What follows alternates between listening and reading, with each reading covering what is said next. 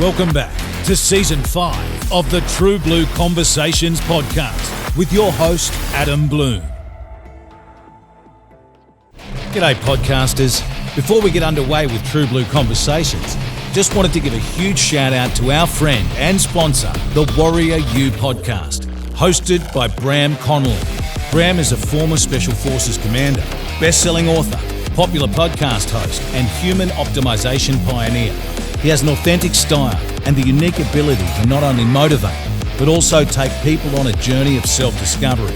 Through the Warrior U podcast, Bram interviews guests in a bid to explore all things human optimization, resilience, leadership, and coffee.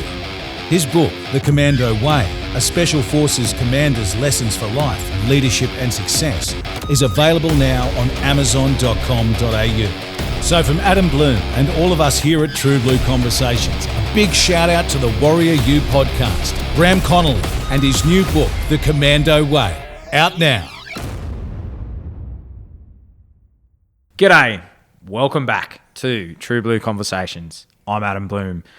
Today I'm joined by a very special guest, a mate of mine, and this guy has seen a bit in his 22-year career, starting out as a infantry soldier in 3RAR and then transferring over to the helicopter side in Chinooks as an air crewman. And he's joined us today to share his story and his life after service and the transition. And he's just written a book as well, which is about to be released. And it's an absolute honour and a privilege to sit in his lounge room or his man cave and record his story. So, Rod Henderson, thanks for joining us on the podcast, mate. It's an absolute honour and privilege to have you on.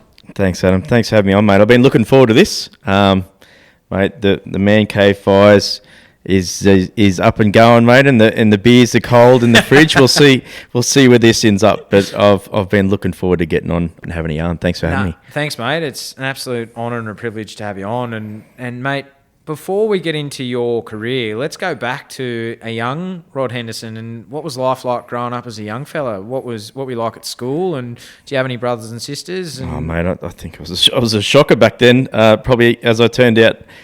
Still now, but I was very fortunate that I grew up in a very stable family. I grew up in Newcastle. When I was very young, just before my third birthday, my biological mother was actually killed in a car accident, and I was fortunate that my dad found love again a couple of years later. So I was raised with two loving parents. And a blended family of three other sisters, which made things interesting, particularly when puberty kicked in for them, and then for me, managing three sisters was always fun. But mate, growing up in Newcastle was fantastic. Before the internet, we just went out all day on our bikes, and it was the old street lights come on, be at home.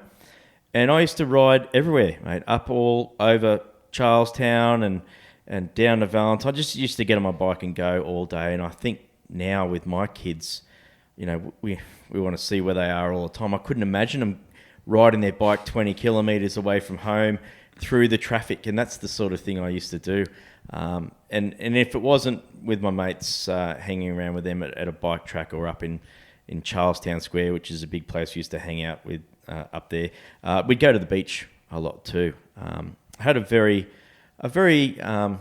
good upbringing, very vanilla experience, I guess you could call it. Went to school at Warners Bay High, which was a state school, but still very good. But kind of found that my sisters were good at school to an extent, but I just wasn't that interested in it. I was doing well enough at school, but I don't know, I probably too much of the class clown at some times. We've all been there. Yeah, and I shake my head at one of my sons now when he was doing that, and I'm thinking, don't follow what your old man did there. But but yeah, just probably didn't apply myself properly. I think most veterans and first responders I talk to, mate, are very similar. Yeah, and like look for the outlet with sports, and really wanted to play rugby league. Dad was a big follower of rugby league. He used to watch Manly, so this is around the time that the Knights, Newcastle Knights football team, raised a team, and so I started following them, and I'd love to watch it with Dad, and I'm still now an avid Knights supporter, even with how they've been going. It's been a long time since 2001 when they won the last grand final. But, mate, used to watch a lot of that with Dad, and then wanted to go and play footy a lot. But just, I don't think I ever had the strength to do it, but I really wanted to. And then from there, it got whittled down. Mum and Dad didn't want me to do it, getting injured, and that didn't help. And then I ended up playing soccer and did a bit of judo and things like that as a kid, and really enjoyed that. But probably should have applied myself less to those sports and probably more at school. So, yeah, like I know very similar. I had a very similar upbringing of out in the bush, building cubby houses and shooting glove guns, and you come home when the street lights were on, and always seemed to managing to scrounge up just enough money to go and get some hot chips. And I remember that too. And times have changed, mate. Times are very different now to what they were back then. And for you joining the military, where did that come in? And did you have anyone that had served before you, or were you the first? I did. So we had, Mum and Dad had friends who'd been to Vietnam, and that struck me as, a point of difference from all, your mum and dad's friends who you never really knew, but they stood out for me. So I was always really interested to hear their stories, and the TV was awash with, TV like Tour of Duty and the movie Platoon had not long come out. So it was all at the surface there, and I was really interested from seeing those movies and those TV shows to speak to people about it. And I think that's probably where my interest really sparked. I have both my grandfathers served as well. I never got to meet Jim, who was my grandfather on my father's side. Never got to meet him. He was a padre in the Second World War. Went on to do great things post World War II as well. But yeah, never got to meet him. But my other grandfather on my biological mother's side, he was a soldier in the Second World War in the German army. So he never really spoke about his experiences, as you'd expect. Not till much later when I too joined the military. But I knew enough from the very few things he told me to also spark interest in service life. But yeah, not really until I got involved with Army Cadets. I remember my mum taking me down there, and from the first moment there, I just knew I was hooked. I saw the rifles laid out on the drill hall, and I think maybe the structure, the discipline I certainly needed, but just the guns and all this interesting stuff was really cool, and I really sort of picked up and ran with it from there. So do you reckon it was also, like with the cadets as well, having a purpose? Oh, absolutely. It gave me something to focus my attentions on. Particularly, I think I was 14, so particularly around that time, you can really go off the rails. Yep. And I'm fortunate that I got into that structure and the discipline. And there's not a great deal of discipline in cadets, but it gave me that structure and that focus. And soon I was really looking forward to every week where I could go and do that. And I was going away on promotion courses and learning how to do instruction and how to teach, and how to, even as a young kid, learning leadership, the basic principles of leadership, and that really that probably hyper focused me towards the military. So you go forward, 17, you join up, and talk me through the process, mate. Back in 1995, as you said, the internet wasn't really around then. So was it pick up the phone, 131901, or what did you do? TV ads. I guess it was that whistling, that TV ad with the 1812 Overture where they had tanks blowing up stuff and people popping out of the bush. But being immersed in through the cadet side, there was a reserve unit there, the 2nd 17 Infantry Battalion. So I sort of kind of graduated, for lack of a better term, from cadets into Army Reserves for about a year, maybe 18 months, I think it was, and put in my application for recruiting at the recruiting centre in Newcastle, and got accepted into the regular army. But still, this was a time when you weren't corps enlisted, so you just had to join, and you hoped that there would be positions for the corps that you wanted to go to. And I had a good understanding that there would be about 15 positions for infantry at the time I joined. There could have been every real chance I still ended up somewhere else, but that's what got me on that period to enlist. And before I knew it, I was off to Kapooka. So talk us through that, mate. What was Kapooka like? Was it the shock and awe? And because political correctness didn't exist back in 1995 like it does today, what was it like as a 17-year-old getting off the bus at Kapooka? Was it in your face, like, oh my God, shock and awe? Or what was that like? It was, I think I just turned 18, so not that it really makes much difference, but when Oh, you can drink? Well, I could drink, but not that you get the opportunity to there, right? But look, everyone was really quiet on the bus, and I distinctly remember that.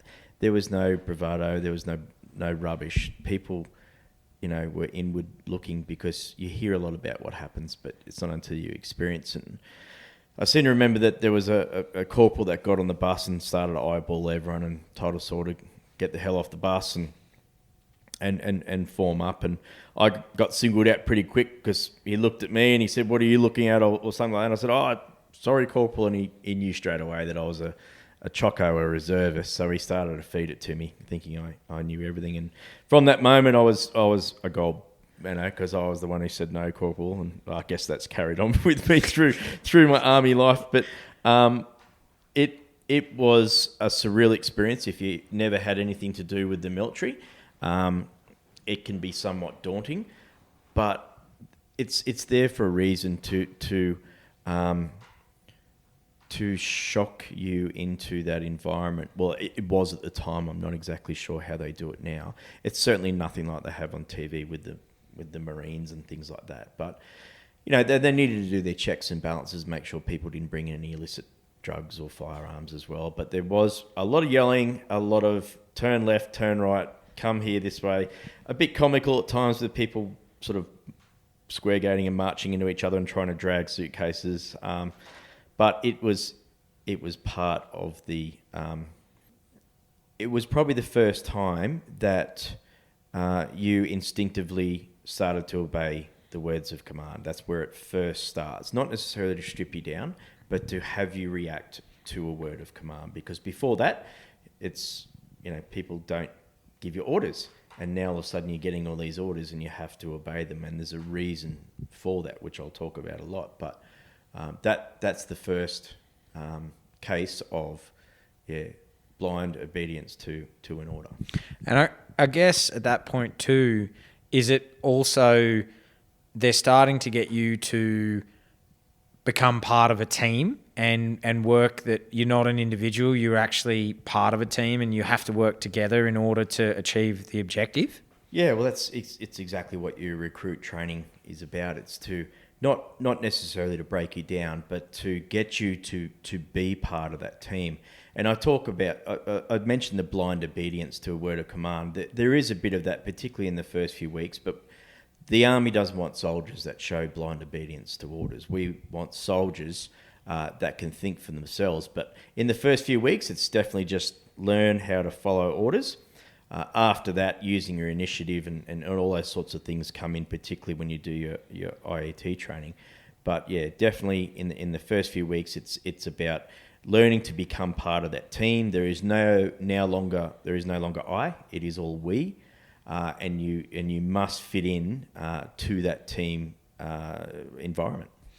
And I think too, going forward, as you would have seen on your deployments, the difference in how other countries train their armies, and you would see that in the difference of you follow orders. You're not like think for yourselves, not be followed by the lieutenant or whoever says we need to do this, and if the lieutenant's killed, then what do we do? Yeah, we very very much don't want robots. We want soldiers that can think for themselves, still take orders, but are not going to follow blind obedience like lemmings. That we want soldiers who can think on their feet, that are agile with the way that they think, and can also use their initiative, which is the most important part. When things are going wrong, you need soldiers that can do that. And I think even at Kapooka, they still allow you to use your initiative towards the end. Yeah, right. And so 12 weeks, that was initially 12 weeks I think it was 13. I think you did 12 training and an extra week for practice for March out. I enjoyed Kapooka to an extent because, I kind of knew what I was going to get myself into because I'd been in and around the Army since 14, and I knew there was what it was going to involve. I probably could have been prepared better for my physical fitness, but all the lessons, the first aid, all that was very familiar, and the way we did drill and all that was very familiar. So I won't say I found it easy, but I found I wasn't as challenged as other people that had never been exposed to the Army, and that helped. I was able to help other people in the areas that they needed as well. So were you able to select, like you actually had a choice of where you could go to in it wasn't just you're going to your catering corps, or you actually got a choice of where you wanted to go to? Well, they had... I think there was 15 or so spots I think they had for infantry. A whole bunch of artillery positions, some signals, intelligence, operator signals, but you had to do a written test for that, an aptitude test, and I don't think I did real well at that. But I was really focused on infantry anyway. That's where I wanted to go. I guess I felt that that's the only way I could prove to everyone I was tough enough. And being a young bloke, probably, that for whatever reason, I felt that I needed to always prove I was tough enough to do something. And for me, it had to be infantry. So I put down my preferences, obviously, to get infantry first. And I was fortunate to be one of those 15 or so that got selected to go across and do that training. So with you select your initial employment training is Singleton for infantry soldiers, and do you know what battalion you're going to before you get to Singleton, or is it after? No, we went up to Singleton with no idea about where we would be going, and after we marched out of Kapooka. Was that a proud day as well? It was, very much so. One of the photos in my book is with Mum and Dad as this probably bloody 58 kilo scrawny little kid between giving Mum and Dad a hug at the march out, and then we're off to Singleton. It was a very different world to Kapooka. We were greeted straight off the bus with a perimeter run. Get your gear on, off you go. And we just got off this bus after driving up from Wagga and just stepped off on this 8 or 9k run, whatever it was, and went round the perimeter of Singleton there. And it was sheerly just to show us who was in charge here, and this is not basic training now. This is training to become an infantry soldier. A big slap of reality in the face of what I was about to undertake, and particularly when I said going back to wish I was prepared physically better. That's when I was like, oh God, I'm really struggling here. In this group of young, fit, sort of 18, 19-year-old blokes. I was never up the front on the runs. Luckily, I was never right out the back either, but I was certainly not a gazelle at the front. And infantry was very much about physical fitness, so I had a lot to learn from the start there. But the training at Singleton was fantastic. It like I said, there's still a bit of blind obedience to the word of command, but it's there they allowed you to start using some initiative as an infantry soldier of how to operate, not just out bush but also in urban terrain and things like that. But it is very much a job that's not normal. And when you think about your day-to-day role is being taught how to kill someone. And that's the reality of it. And you don't think about it when you're a young fella, but then you think, geez, that's, we're training someone every day to do that. That's your job, yeah. Yeah, that's your job. What sort of effect will that have on you later? Well, no one thinks about that when they're young. But it was a job that I found so surreal that you would be driving bayonets into things on an obstacle course and screaming and butt stroking things with your weapon, and then you'd be, out on the beers later on. A very different world in School of Infantry there at Singleton. I found it a real challenge, just because our you were beasted, weren't you? Yeah, look, we were the first platoon as a whole to ever be back squatted in the School of Infantry. Yeah, right. I know Not that you were bad soldiers. Well, it was my argument that we're the ones that had been dealt all these punishment runs and dealt all this extra stuff, and had made it through to the end. Why are we all collectively getting back squatted? Because we started with 30 plus people and there was 17 at the end. These corporals in particular wanted to really weed out what they thought were weak soldiers, and I guess that they did. I've never done a Special Forces selection course, and I'm not comparing it to one, but I remember thinking at the time, is this the way it is for everyone? Like we were doing so many extra force marches and punishment runs between these two knolls of these hills. I just thought that this is crazy. I didn't know that it was going to be like that at all. So I would loathe to use beasting. It's certainly toughened us up, really toughened us up, especially the time when they made us. They put up hoarding in the mess in our platoon because it was such a disgrace.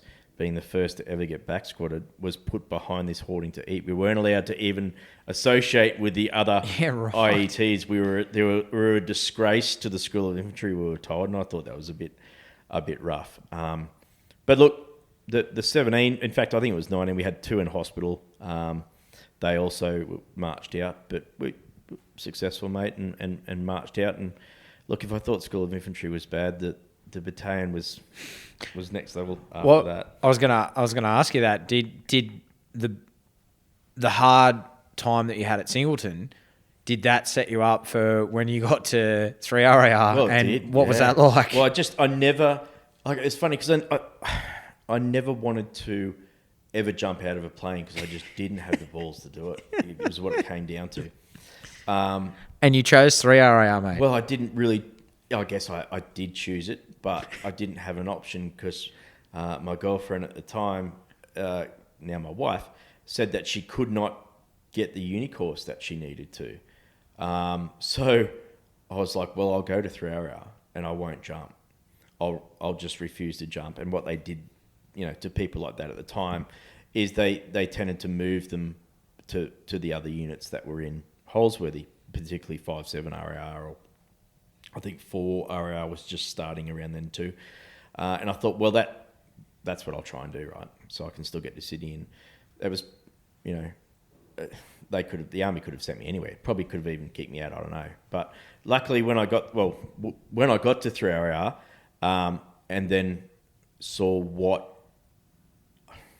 I don't know if the term circus is correct, but it was just a crazy... Loose. It was loose, mate. The 3rd Battalion in the mid-90s was very loose.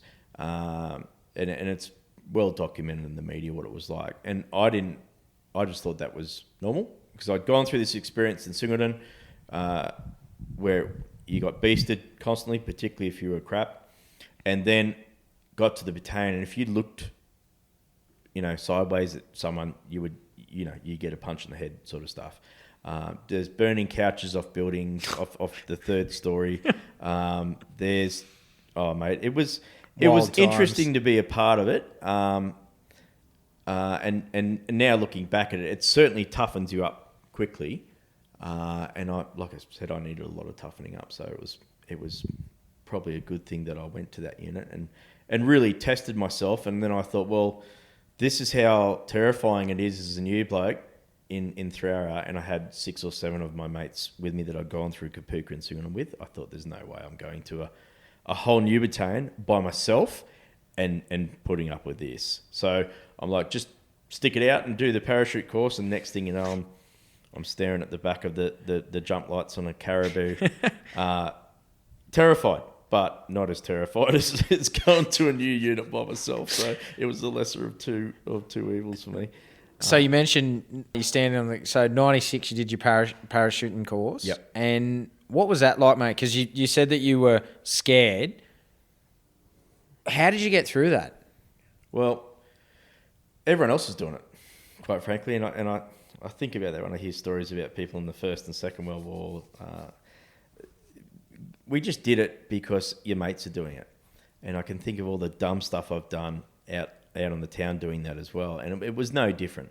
I did it because the person in front of me was doing it. The person behind expected me to jump too, and I didn't want to let them down.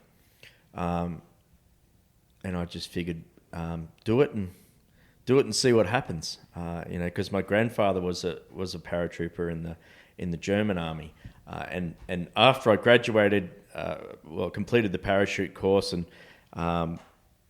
after that point, he opened up to me a lot about his experiences. Jumping out of a plane in the Second World War with the German Army, vastly different to what I was doing. But yeah, it was after that point he really started to open up. Which is good for you. Like, you've got something in common. Like, you can actually... You common ground. And I know a lot of veterans talk about that when other veterans... There's common ground. You can actually have that conversation and feel that you can open up to each other. Yeah. He would speak about the stuff that they did in combat to a degree, but he'd also talk about all the silly stuff he'd do with his mates in the downtime, and all of that, even the combat and even a lot of the downtime stuff overseas when he was deployed, seemed so alien to me because I joined in a peacetime army. Yeah. And I just thought there was never any thought of getting deployed or going anywhere like that. It was, the job itself was the adventure, jumping out of planes, and I never got into any airborne ego trips. I never enjoyed it. And look, to be fair, I think if you speak to a lot of 3rd Battalion guys, they will say that probably fairly similar. There was never anyone calling out hurrah or any rubbish like that in the airplane. Everyone was always very quiet because we'd been, normally when you jump in the battalion, you fly for 6 or 7 hours before you jump. So you're flying from about, just before midnight right till dawn to simulate jumping into another country. So everyone's airsick or hasn't slept or is tired, and everyone's just looking forward to getting out of that plane and getting onto the ground. It was just a way of getting to an exercise area. But I always thought, God, why am I doing this? I absolutely hate jumping out of planes. It terrifies me. Surely there's got to be a better way of doing it in the Army, right? I think about the 1 and 2RAR guys who got choppered everywhere, and I think, gosh, why can't we do that? But it was just the means of getting us to the exercise area, wherever we needed to be. And for you though, I think, like you say, you're scared. You push through a real barrier. What was it like, mate, to receive your maroon beret after you'd done your parachute and were fully qualified? Yeah, you'd have to wear the green beret, the infantry green beret in the unit before that, and you were called a crap hat because you didn't have your maroon beret. So you'd get all the abuse, you get stuff thrown at you. So to finally get your maroon beret was great, but you weren't even truly initiated into that band of brothers until you had your Shat Special, which is like a schooner glass, or they even had a boot there for A Company. They would fill it up with all the different spirits behind the bar, and they'd top it off with a bit of beer, and you had to stand up on picnic tables down there at the Shat, the boozer, and scull them down while everyone's singing out for you to do it. And that was the point which you get accepted, not just jumping out of a plane. So you had to drink that all down to be accepted, mate. And that's probably where a lot of people unhealthy relationship with alcohol might have began. That sort of thing. But so to get your beret, to successfully survive the Shat Special, and then to get your beret was a moment I will remember. Yeah. And I also too, I think sewing your wings onto your shirts, and what that would have been, you'd know you were part of the unit then, like and. Was there a real divide between the guys that were beret qualified and like para qualified compared to the guys that weren't? Were they looked down on? Yeah, definitely. You get, like I said, you get stuff thrown at you. You'd be like, "Hey, lid, get over here." You would, as a crap hat with the green beret, and you wouldn't go anywhere near them. So there was a lot of that happening within the unit. And not long after I left, they actually changed that everyone gets the Marine Beret when they march in to try and stop a lot of that. And look, there probably was some issues within the unit. There certainly was some pretty bad cultural issues, but there was a lot of great people in there, a lot of really tough people that the infantry needs. Because like I said, the reality of what the infantry does is to fight and kill people. So, to say that some people may have gone off the rails or were unsuitable, well, they were kind of a lot of them were the people that we needed at the time. So for you, as you mentioned, you joined in a peacetime army, and there wasn't any. Well, at that stage there wasn't any deployments on the horizon. But in '97, there was a Fiji coup. Did you guys think that you were going to get a Guernsey over for a deployment? We did. We got stood up. The parachute company group got stood up to provide a response for government to do an air point of entry. And that was primarily what the battalion's role was, to jump in en masse and secure either a seaport or an airport. Then follow-on forces could land safely and disperse, and that's what the idea of what we were going to do with that coup, if we needed to, was to secure the main airport there in Fiji by jumping in, and that's what we'd done. That was our bread and butter for exercise. Like I said, we used to fly for 7 or 8 hours sometimes in the back of a Herc to simulate those reaching out to those Pacific Island nations, and so we thought there was a chance we might go, and I remember sitting in one of the briefings and couldn't believe how real this was all getting when they were talking about our air support that was going to be over the top after we jumped, and the bridges and the target packages that they were going to be hitting, and I just thought, this is crazy. This is unbelievable. Look, it didn't happen. It disappeared as quickly as it spooled up, fortunately. But we were, as I said, young and bravado, and we all wanted to go to do that ultimate test of what we'd always trained to do. And it wasn't necessarily to go and kill people. Like, yes, that is what our role is, but it's very much like a football team that only ever practices and never plays a game. It was just you wanted to test your skills in yourself and in that ultimate form, and for infantry, it's combat. So that didn't happen. And what was battalion life like before? Because we're going to get to your first deployment shortly, but what was it like in peacetime army, 98?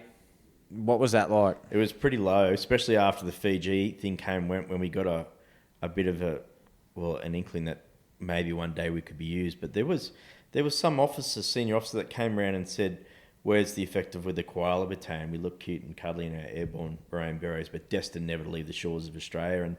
And that just made us all feel like crap. We thought we were never going to get deployed. We weren't really in the proper army, they called it. We weren't part of the northern battalions. So we knew that they're likely to always be the ones that would deploy first. For us, it was life was, keeping our currency in parachuting and jumping, and just going all around Australia to different exercise areas. And look, that's good when you're young and you're going away for 2 or 3 weeks at a time, jumping out of a plane with your mates, and being out bush was great. We never thought that we would actually ever get used for real. And then you did, in 1999, you deploy for the very first time to East Timor, mate. And what was that like, getting your first Guernsey? Finally, you're gonna deploy, you're gonna serve your country. And how long was that deployment? Well, we didn't know how long it was going to be. It all spooled up. As I said, we didn't have the internet, so we didn't have that constant tap into the media and what was happening all around the world. And there certainly was some well-paid people who did, but as a Lance Corporal at the time in an infantry unit, I wasn't aware of all of the goings on around the world. But that seemed to come up really quickly for us. And then I was actually on a promotion course in Singleton, and we got told our unit's been recalled, and we were all just high-fiving each other thinking this is it. And then they said, oh no, hang on, you've actually got to do the march out parade first for the promotion course. So don't tell anyone you're going anywhere, but do this march out parade first. And anyway, so we quickly went back to our unit and saw just how, like the Fiji thing, how it quickly spooled up, and our ready deployment company had already deployed to, I think it was Tyndall or some staging area in Darwin, to get ready just in case things got really, really bad. And they were very bad, particularly for the AFP and the UN. I think that was in there as part of Stabilise or Spitfire, I think it was called. But very quickly, we were getting all this new kit showing up, these night vision goggles I'd never seen before, these new night aiming devices, these lasers on your rifle. And I had all these course reports for them, and I just had to sign it that I'd done the training, so everything was above board. And we were told you'd get to play with that in Darwin before we go. And at the same time, we got a brand new platoon commander straight out of the Royal Military College. And I was a section second in command, so I had to work in with the other two ICs in the platoon, meet them, and my section commander I'd sort of been working with for 6 months. Bakes, real good bloke who knew his stuff. But yeah, we still had a lot of lead up work to do. We hadn't spent a lot of time together as a section, so it all happened real quick. And then we ended up in Darwin to acclimatise for a couple of days, trying to figure out where and how we were going to be used. But then I think within 4 or 5 days of being there, we're on the Jervis Bay and steaming off to go to Dili. And mate, when we got there, it had just gone dawn, and you could see all the buildings on fire, lots of smoke hanging over the city of Dili. We ended up pulling up to the port, and it was secured by 2RAR guys who'd come in the night before with the Hercs to the airport.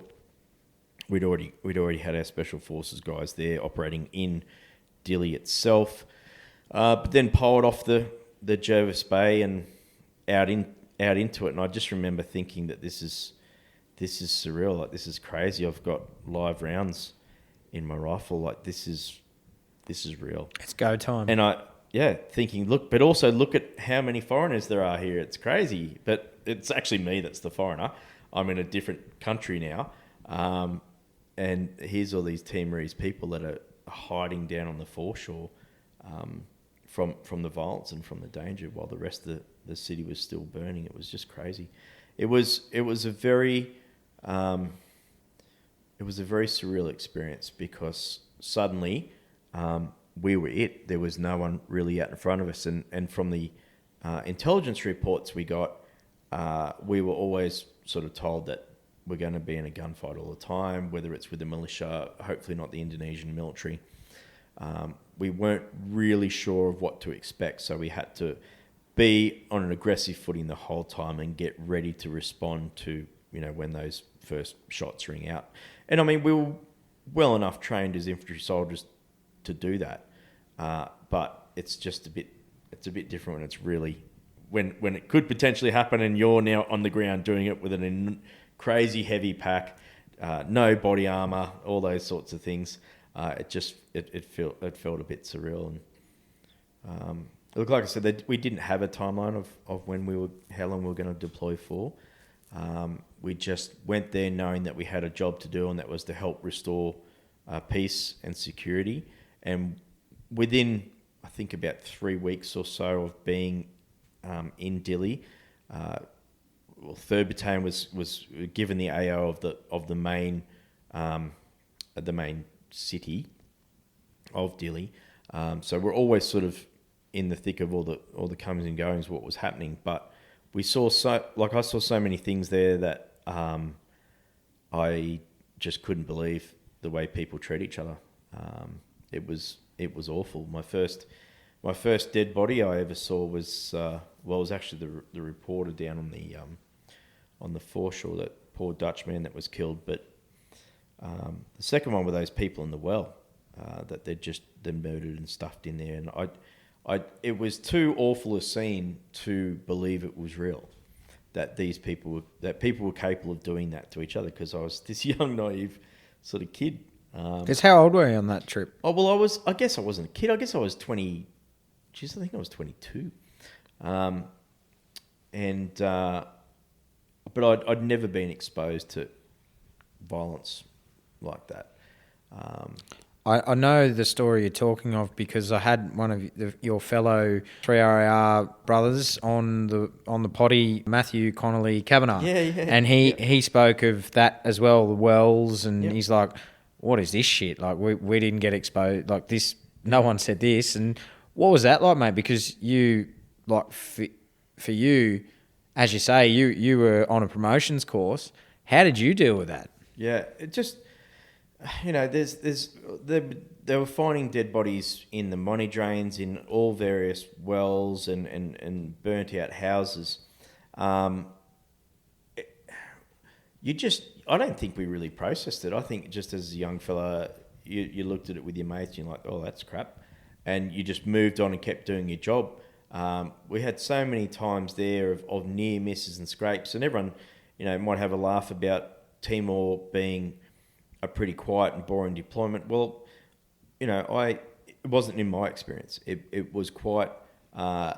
Maybe later on. In our particular company's AO, in our platoon's AO, we did a lot of really interesting stuff, from snap VCPs to people pulling out grenades, dealing with those sick and dying or dead people in the well, and just the people around us that were so terrified from what was going on. And then eventually when we showed up and they knew that we were there to protect them, they started to withdraw back from the foreshore and try to go back to their homes and find what was left. Or they came and joined us at the football stadium where our company's firm base was.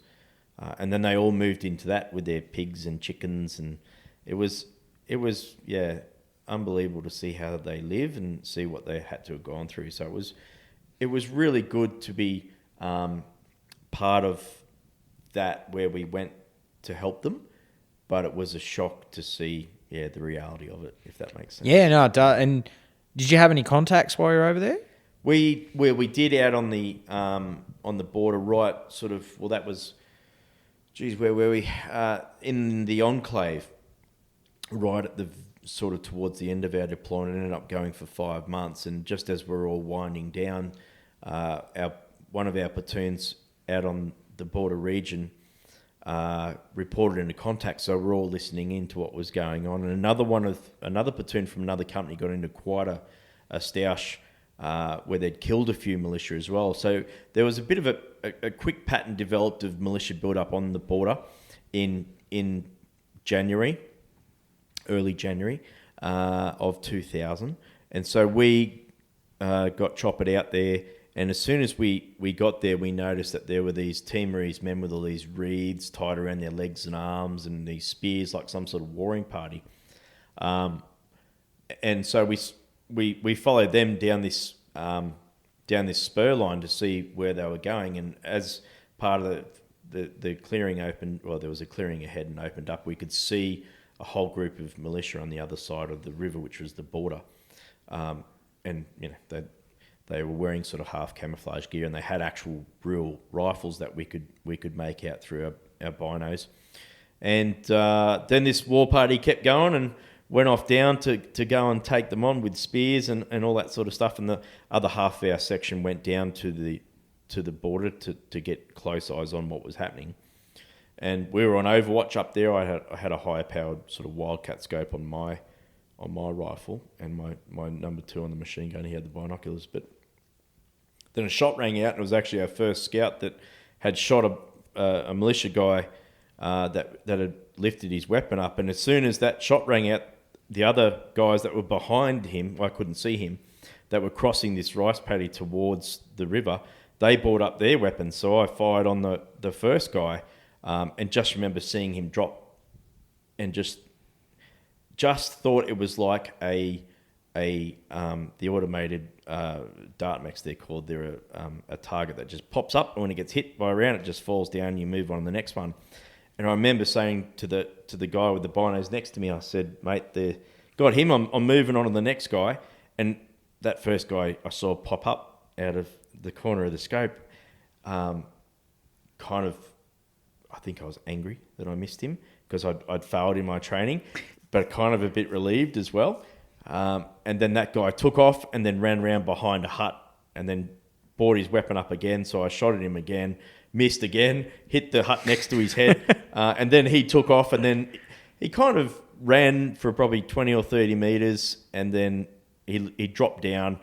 I don't know whether he was wounded, why he dropped there and turned around. But we engaged him again, at which point he didn't want anything else to do with the fight.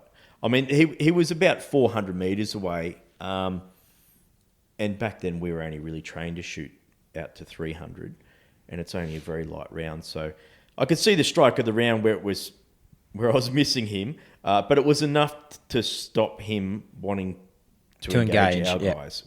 So it was job done from that aspect, and it was, like I said, it was probably a bit of a relief. It was frustration that I'd missed and failed what I thought was my job, but also a sense of relief that I probably hadn't, altered his life and mine anymore from that point. Absolutely. And yeah, like you say,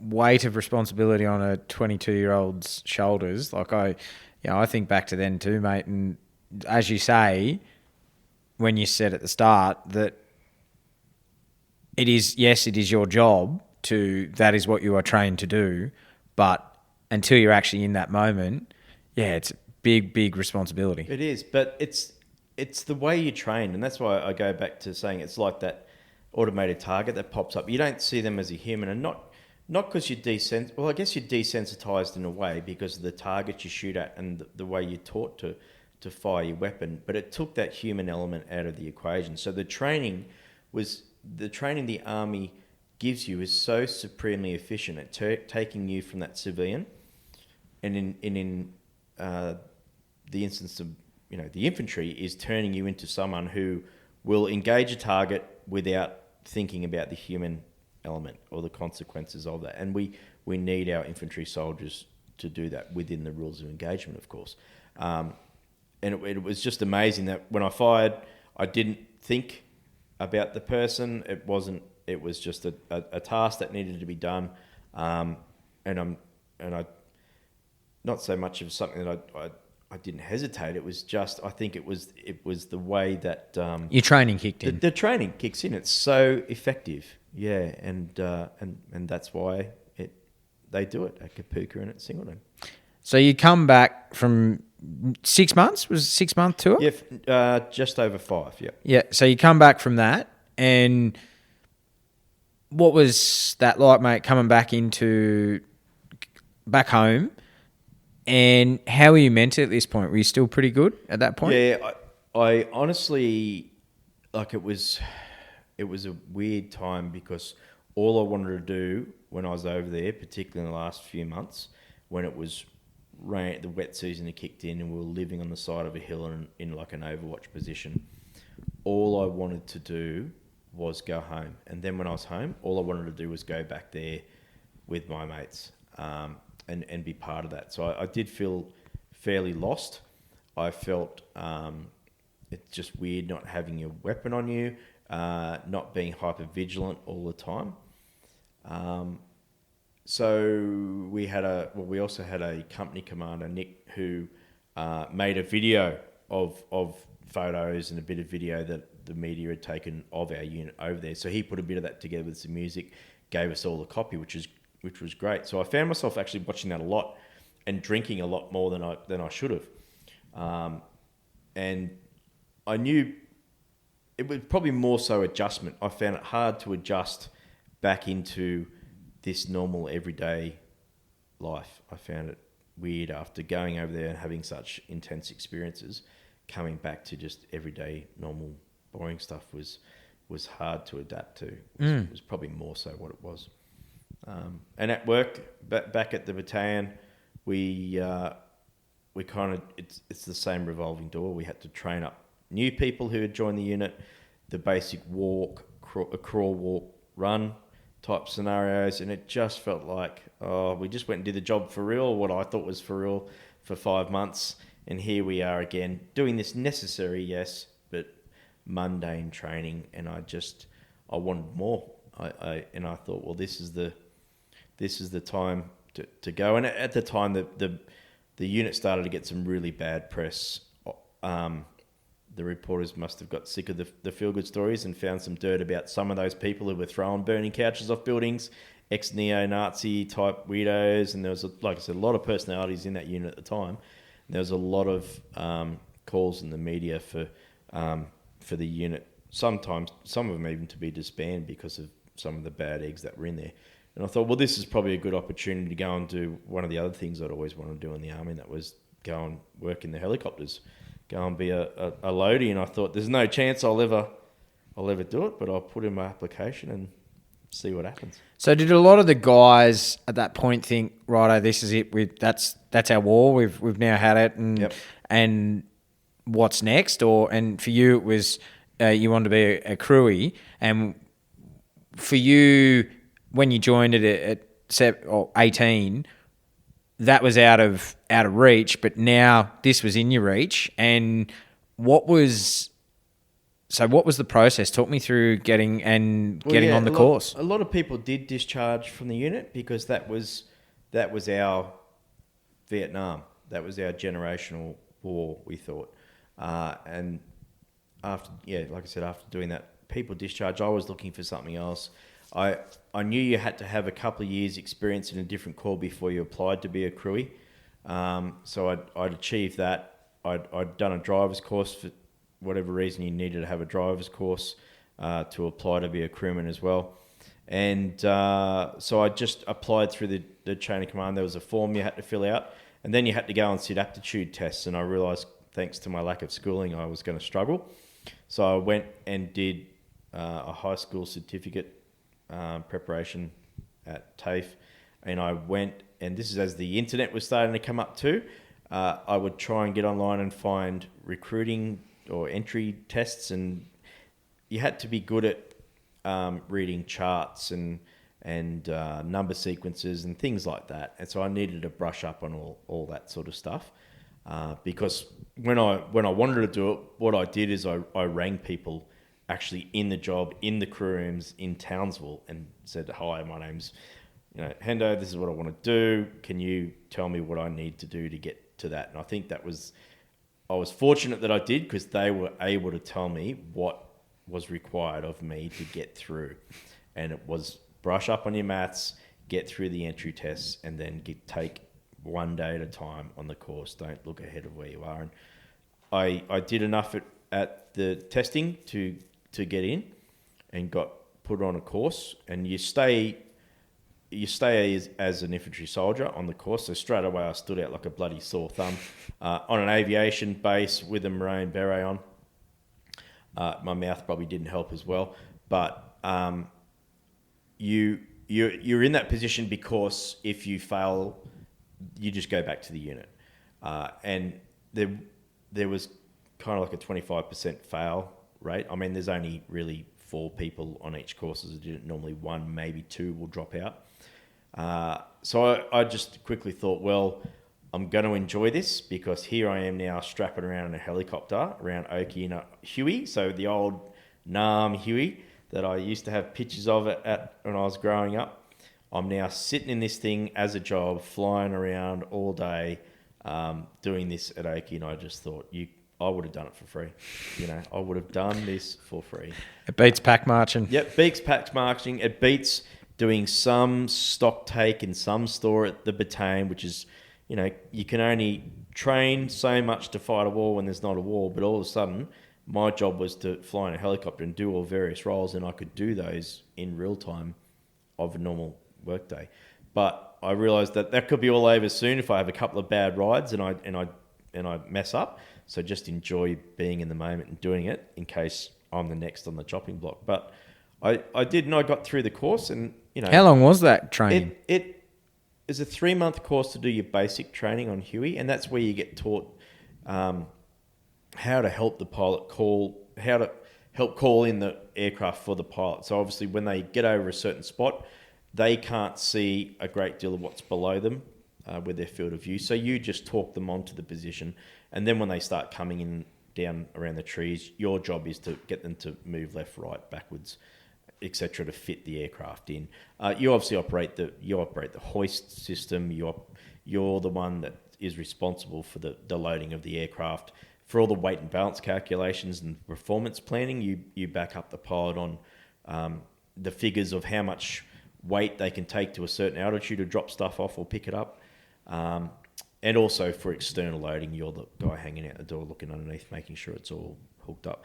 And like I said, would have done it for free, mate. Absolutely loved every single bit about it. And it was just like when I went to the first day at cadets and saw those rifles laid out and saw all things Army. I was just hooked on helicopters and on doing that job. I loved it. I know what you're talking about because I winch in and out of helicopters because I'm a remote firefighter. And you get the good back stretch. Those the strops suck. If you don't have them on right, it is a bitch going down and it's a bitch coming up. Yep. And you're not wrong with those crewies. You did it. Like what you guys do is amazing. Like you hear the comms on and right 3, to your 6, and it's unbelievable, mate. And what you guys, because pretty much you're in, the pilot is in your hands. You're a professional backseat driver, and that's why my wife hates driving with me, because you are in the backseat, and there is a point at which most pilots will call losing sight, and that's when, like I said, they've lost sight of the pad, particularly at night. They need assistance sometimes to get down in amongst the trees to land, or obviously to hoist people in and out and do that stuff. So there's a lot of crew coordination you need to learn. It's called PATA. And so you learn all about that. It's not rocket science, though. It's just for some people, the aircraft's coming in quick and they're unable to put what they see into a word picture. And that's what you've got to be able to do. Tree at 2 o'clock, 50 metres well clear, whatever it might be, you've got to be able to articulate that very quickly to the rest of the crew to give everyone a word picture of what's going on and talk and do almost all the time. And, that's probably why being a gob was useful. I was able to talk and do a lot, so yeah. So on that course, does 9/11 happen before that or after that? Actually, it happened while we're on the course. We were down doing aviation medicine training, which is, one of those things that us four that were on the course, there was a mate, Joe, who was an artilleryman, and Joe will be the first one to say he's not the brightest one there. He's not the sharpest tool in the shed. I love him. But we were both of the same sort of education standards. We had Pricey, who was an sergeant from 1RAR. I hope I get that right. He was just happy to not be pack marching anymore. And Keno, an aircraft handler from Oakley. But none of us were, university graduates, and now all of a sudden we're on an aviation medicine course with doctors, surgeons, and and bloody fast jet pilots and all these really smart people. And we're the ones up the back pretending that we know what we're talking about, because you had to do all the theory, but then you went and did the chamber runs where they either give you an oxygen mix to simulate that you're at altitude, so you understand the effects of altitude sickness, or they reduce the amount of oxygen in the chamber. So you do all these really interesting things there, but you've got to sit through the theory first. And it's while we were doing that, well, that night, Joe had come back from the Boozer and he'd said that New York's been attacked by Iraq. And I knew he'd been at the Boozer, and I thought, oh, he's talking shit. And the next morning I woke up and we went across to the lecture room and everything was shut down and just the TV was on. And it was weird because that day we were actually doing air crash investigations and how that investigation process works. And here was a real scenario happening and playing out on TV. So every single second we got out of the lecture room, we were absolutely glued to the TV. And look, I don't recall thinking that I'm going to be involved at any point. I knew things were going to be different. There was going to be a major retaliation by the Americans, and quite rightly. But I didn't think that we would immediately get a go at anything. But you know how wrong I was. It actually absolutely changed the direction of my military career for the next 15 years after that. Yeah. And like back then too, did things on base change, like security, the protocols changed? Everything locked down, yeah. But because we were on a 3 or 4 week live-in course, it didn't really affect us. We weren't coming and going out of the base at all. We were just going from our accommodation lines to the lecture room. So I didn't see a lot of that, but there was a higher security presence of people armed now on base, and only one point of entry in and out to, just the most basic things, even like lecture rooms. So for me, for us, it didn't change too much about what was happening there and then. But after we got back to the course to continue our flying training, we understood that we may be training to eventually deploy. Now it gave us probably a bit of a focus, but yeah, that still was a bit of a way off. Because at that point, no one was talking about the Middle East, were they? Like the Middle East wasn't even thought of. No, the Gulf War I had wrapped up by then in the early 90s. We were more focused on the Pacific region in our area of influence. Like I said, we did a lot of that in the battalion, practicing for that. I just thought we were back to a peacetime army, and I had the best job I could get in the peacetime army, doing my job for real every day and being able to fly around. So we'd all hoped that we were going to go somewhere, obviously, but look, I had to do the basic course. That was 3 months. Then I had to do the conversion course onto Black Hawk, and that took another 3 months, I think it was. But that was really cool because we saw Black Hawk down, and we thought we were all sort of part of that. It was cool. We were doing something that we'd seen on TV. But yeah, there was certainly no talk of us immediately getting out of there and deploying anywhere. So for you finish your course and you graduate, and I reckon that would have been a proud moment for you because, hey, guess what? I'm not going back to 3RAR anymore. Back to jumping out of planes. I wasn't a particular fan of heights, and yet now I'm working again in a job that requires me to be working at height.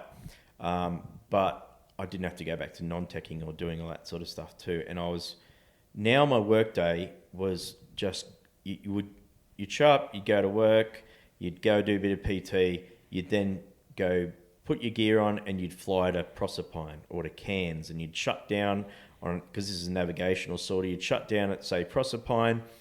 The refuel truck would come out, you'd make sure that's all good, and then you'd go in and you'd get a pie, you'd get a coffee, and then you'd go back out and you'd kick the thing in the guts again and spin up, and off you'd fly back to Townsville, and you'd put the chocks in and walk off and leave the aircraft, and the tradies who do a great job would do the after flight and check all the oils and levels as well as the pilot. But we just grab our gear out and go home, and that's your job. It was unbelievable coming from the infantry unit and then just doing that almost every day. It was just amazing to be part of it. Because where did you post into first? In the 5 so with the Black Hawks up there in Townsville, there was A and B squadron, which were Black Hawk squadrons, and then you had the Chinook squadron, but that was the second tour squadron. You had to do time on Black Hawk before you went to that. But back then, A squadron was the special operations squadron. We were the green role, so working out bush with B squadron. No one really wanted to go to C squadron because A and B squadron Timor was still going on. So we were rotating in and out crews that were in country in Timor in the aviation space there out at Maliana. Yeah, right. And so then in 2003, 2004, you deployed back to East Timor. And what was that like after being on Interfet in 99? What was the state of the country when you went back in 03, 04? Oh, well and truly forward. We landed at Dili in a passenger plane that we got from Darwin, a chartered little passenger plane. Landed there, and there was a movements clerk there that started to get into us about where we had to go, much like as if you'd gone to a passenger, like a normal gate. And I was kind of naive to it because I was surprised to see Dili now thriving with an airport that was working, and we spent a bit of time at that airport too, and the terminal was destroyed and there was feces everywhere, and then to go through there and see it functional was great to know that the Timorese had really stepped forward with the help of the United Nations and was functioning again. But it was a very different deployment to infantry. In infantry, I was obviously living with the locals in the hills, walking those hills, and now we were getting a shower every day. We had air-conditioned accommodation. We had a bed. It was amazing. So it was completely different. I was very happy to be a POG, non-infantry person. It was great. But because of that too, I got to fly around and see the whole country. Not just those areas on the ground that I'd been to before, but all around the coastlines. We would regularly be going into Dili and back for blood supplies or for mail or to transport people. But our job there was primarily for air medical evacuation if required, so just like an air ambulance if needed, to get those people back to the surgical teams there at Maliana. So how long was that trip? It was scheduled for 3 months, and we were part of a mashed together unit over the Christmas period of all different aviation units. Just went over there. The aircraft were already there. We just rotated in and out of the country. But I was asked whilst over there if I could do another 3 months. So I got some leave in between, but whilst I was there, even though it was just... but there wasn't really an enemy picture whatsoever. I mean, we still had our infantry out on the border to help keep the integrity of the border so that the Timorese Defence Force could build up and stand on their own 2 feet, and their police force as well. But it was mostly just people with fall injuries and things like that whilst out on patrolling, or Timorese people that have had injuries. The biggest threat was actually the flying itself. For us, and because you can go from a very normal day flying around to an emergency situation very quickly, whether that be an aircraft emergency or weather. And there was times there where we flew into really bad weather events at night in the wet season that were absolutely life-threatening. We were skimming the trees trying to find a place to land that had come out of nothing, and that for me is where it really started to resonate with me, that this job is actually really dangerous. It can be really, really dangerous just flying around without an enemy picture. Well, someone we know very well, mate, Sharon Bowen. Yep, exactly right. Yeah, she was doing, and like you say, flying has its risks, and we both know Sharon very well. We're both great friends with her. Mate, she nearly died over there. Absolutely, yeah. She was very lucky, and that was just another normal day. That wasn't an actual aircraft malfunction. It was bad weather, and I'm sure they'll probably call it pilot error. I'm not familiar with the outcome of the investigation, but that's just another one of those times that things can go from normal to really bad really quickly in aviation, and that tended then to be a bit of a theme throughout my career, because I remember on the basic course for helicopters, when we're doing the Huey lead up stuff, the instructor at the start said that have a look around the room. Everyone in this room has either been in an accident, or you will be in an accident, or you'll know someone who is. And I remember thinking, and just sort of scoffing and thinking, surely not. Like, surely that's not possible. And some of those people were in that room were the survivors of the 1996 Black Hawk tragedy in Townsville. And it was like, that was the first time I really saw in Timor flying into bad weather events, or we had a malfunction in part of the hydraulic system where part of the transmission had chipped off, and it goes through a chip detector, and it was a huge piece of the transmission, and by huge I'm talking, it was 2 centimeters. That's huge in a transmission that had chipped off. So things like that are all emergency events that you have to land as soon as possible for. And I guess it was that stress that, this is all of a sudden not normal. We have to get on the ground as quick as possible. Is this a false indication, or is this real? We don't have time to figure that out. Get down, land safely, and then figure it out.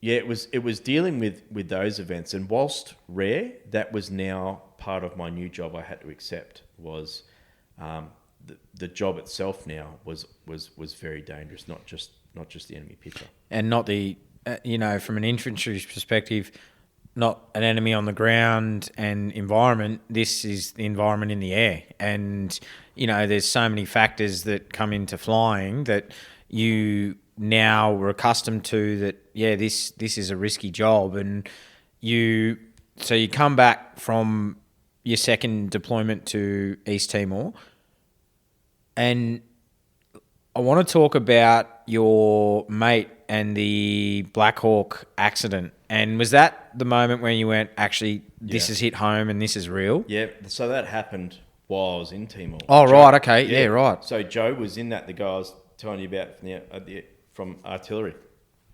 Top bloke. So he ended up working, I think he was Oki at the time. They were doing fighter evasive manoeuvres with the Black Hawk near Amberley, and that was just teaching the pilots how to avoid an aircraft from shooting you down. Excuse me. Which involves really tight, hard turns and manoeuvring, and it was at one of those sequences where they nose sliced. They sort of came down nose forward and lost lift and went into a tree, then straight into the paddock at very high speed. No one should have lived through that. They had 4 passengers on the back who I ended up all working with. Really great people as well. They were actually trainee pilots at the time. In fact, funny story, one of those guys who I work with now, I'll leave his name out of it. And I'm not sure if you want to keep this in, but it's a funny story. But he says that he was across the back, and when he tells about the story, he said, I shouldn't have survived that crash, and I only did it because I'm not gay. And I said to him, well, what has that got to do with anything, mate? Why is that? And he said, well, the seat rail actually ploughed through past his face into compartment F. It speared straight through and just missed him. Yeah, right. And I said, well, what has that got to do with being gay, mate? And he said, well, if I was kissing the bloke next to me when we'd hit, I would have been dead. It's a bit of a stretch, mate, isn't it? But it's a good story. Yeah. But what happened is that aircraft just completely crumpled, ended up upside down in the paddock, and somehow 8 or so got out alive. Wow. With some of them with some terrible wounds, but by and large, the majority of them were able to walk away from the accident. So they were very lucky. And someone was looking after him that day, mate. Oh, it must have been, mate. Joe got away with a crook shoulder, and that was about it. Burnsy, the other crew, who I don't know particularly well, the tree sort of came in through his window as they were going down and caused some awful injuries for him. And the pilots, I'm not too sure about their injuries, but a lot of luck, mate. The Black Hawk is an amazing machine and has a lot of self-sealing fuel valves to stop fire. There's a lot of protection, cabin integrity protection, but in a high-speed accident like that, it's amazing that any of them lived. So that really, to me, brought home, actually, maybe what they said is true. Maybe we will all know someone. And now I did know someone personally who had been in an accident, and I'd been through some near misses with aircraft serviceability during flight, as well as flying into an awful weather event and losing sort of all visual. We all lost visual cues with the ground. It was a real thing, right? It can go from normal to not normal very quickly. So 0 to 100, and yep, yeah, and that really brought home for me. Just again, how dangerous the job. Could be. And you're playing for keeps here. It's you might not come home, and and so you come back from that trip, and then you deploy to Pakistan in 2005. That came out of nowhere. How did this come?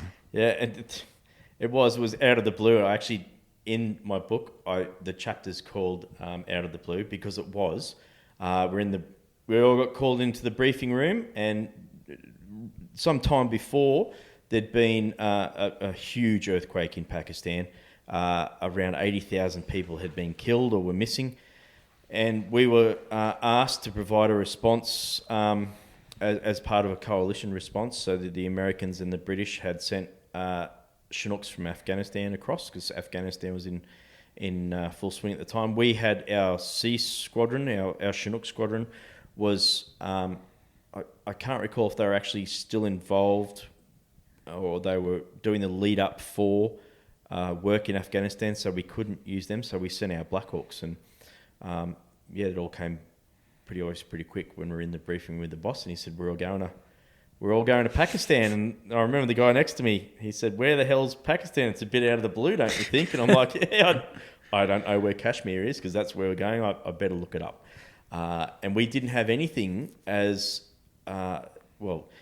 Australian Army's well adapted with their equipment to fighting in hot, especially dry places, but also up in the northern tropics if need be. We don't have the equipment to sustain us in a Kashmiri winter right up at 6,000 or 7,000 feet. So luckily we had a lot of cold weather gear show up, or a lot of it was bought by local unit purchase. And very, very quickly, in aviation sense, it's about 2 weeks.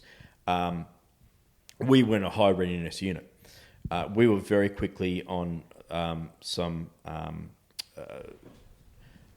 aircraft. They had chartered the old Russian Illusion aircraft to take our Black Hawks to Pakistan, and off we went on board the old RAF 707 without any TVs and with a sandwich lunchbox, and off to Pakistan. I mean, fortunately, we broke down in Colombo on the way to Sri Lanka, and I'd never even sort of heard of Colombo either. I was very naive, but we refueled there, and they had an engine problem with one of the engines, and we all got offloaded to go and to stay there for what we thought was going to be a quick stop, but it turned into be 3 or 4 days. And luckily, because with the RAF, we got a hotel, and the only hotel there was the Hilton. So the war with the Tamils was still going. So we weren't allowed to be seen in uniform or anything like that. They didn't want press of Australian military being there. But so also because of the war, the Hilton was the only safe place in a government sector, which is a little tiny island of Colombo there, which they had sealed off from the rest of the slum sort of area around it. But very soon we sort of all got cabin fever being locked up at the hotel, and eventually they let us out to only go around the safe zone. But when we got on tuk-tuks, whoever was the driver just took us wherever they wanted. We soon found ourselves out in the middle of nowhere, getting up to mischief and being in areas we bloody shouldn't have been. But it was just a surreal experience that I didn't think had happened. Just came out of nowhere on our way to Pakistan. Another thing that was out of the blue for out of the blue, and we eventually that all came to an end, and we ended up getting into Pakistan, and it was my first time in that part of the world. It was a culture shock. We landed and the call of prayer was going off across the city. And the sky is different over there. There's just so much dust. Everything looks different. Obviously the architecture as well, but the people. I've never been asked so many times, what religion am I? And we were briefed about that before we went to an extent, but I never thought we'd be asked so many times. And you can't say that you don't have a religion. I'm not particularly religious, but to say that you don't have a religion is considered worse than saying you're Christian. And I mean, to be fair, a lot of the soldiers that we had interactions with, they weren't doing it for any nefarious reasons, but religion's a big part of their life. And they're interested to understand why you follow that religion and not their religion when they're told that Christianity is so awful. And a lot of them were genuinely interested. They weren't threatening. But it was a very different deployment. Our role there was to provide humanitarian relief. I was going to say humanitarian deployment for you, and different in the sense of you're not war fighting this time. You're actually trying to help people. You're trying to help people in your other deployments, but you know what I mean. This is actually people in need. Yeah, it was. It was very much like what we would do at home for a flood or a bad fire event. We were going to help the people. That still didn't stop some of them shooting at us, which I thought was a bit crook.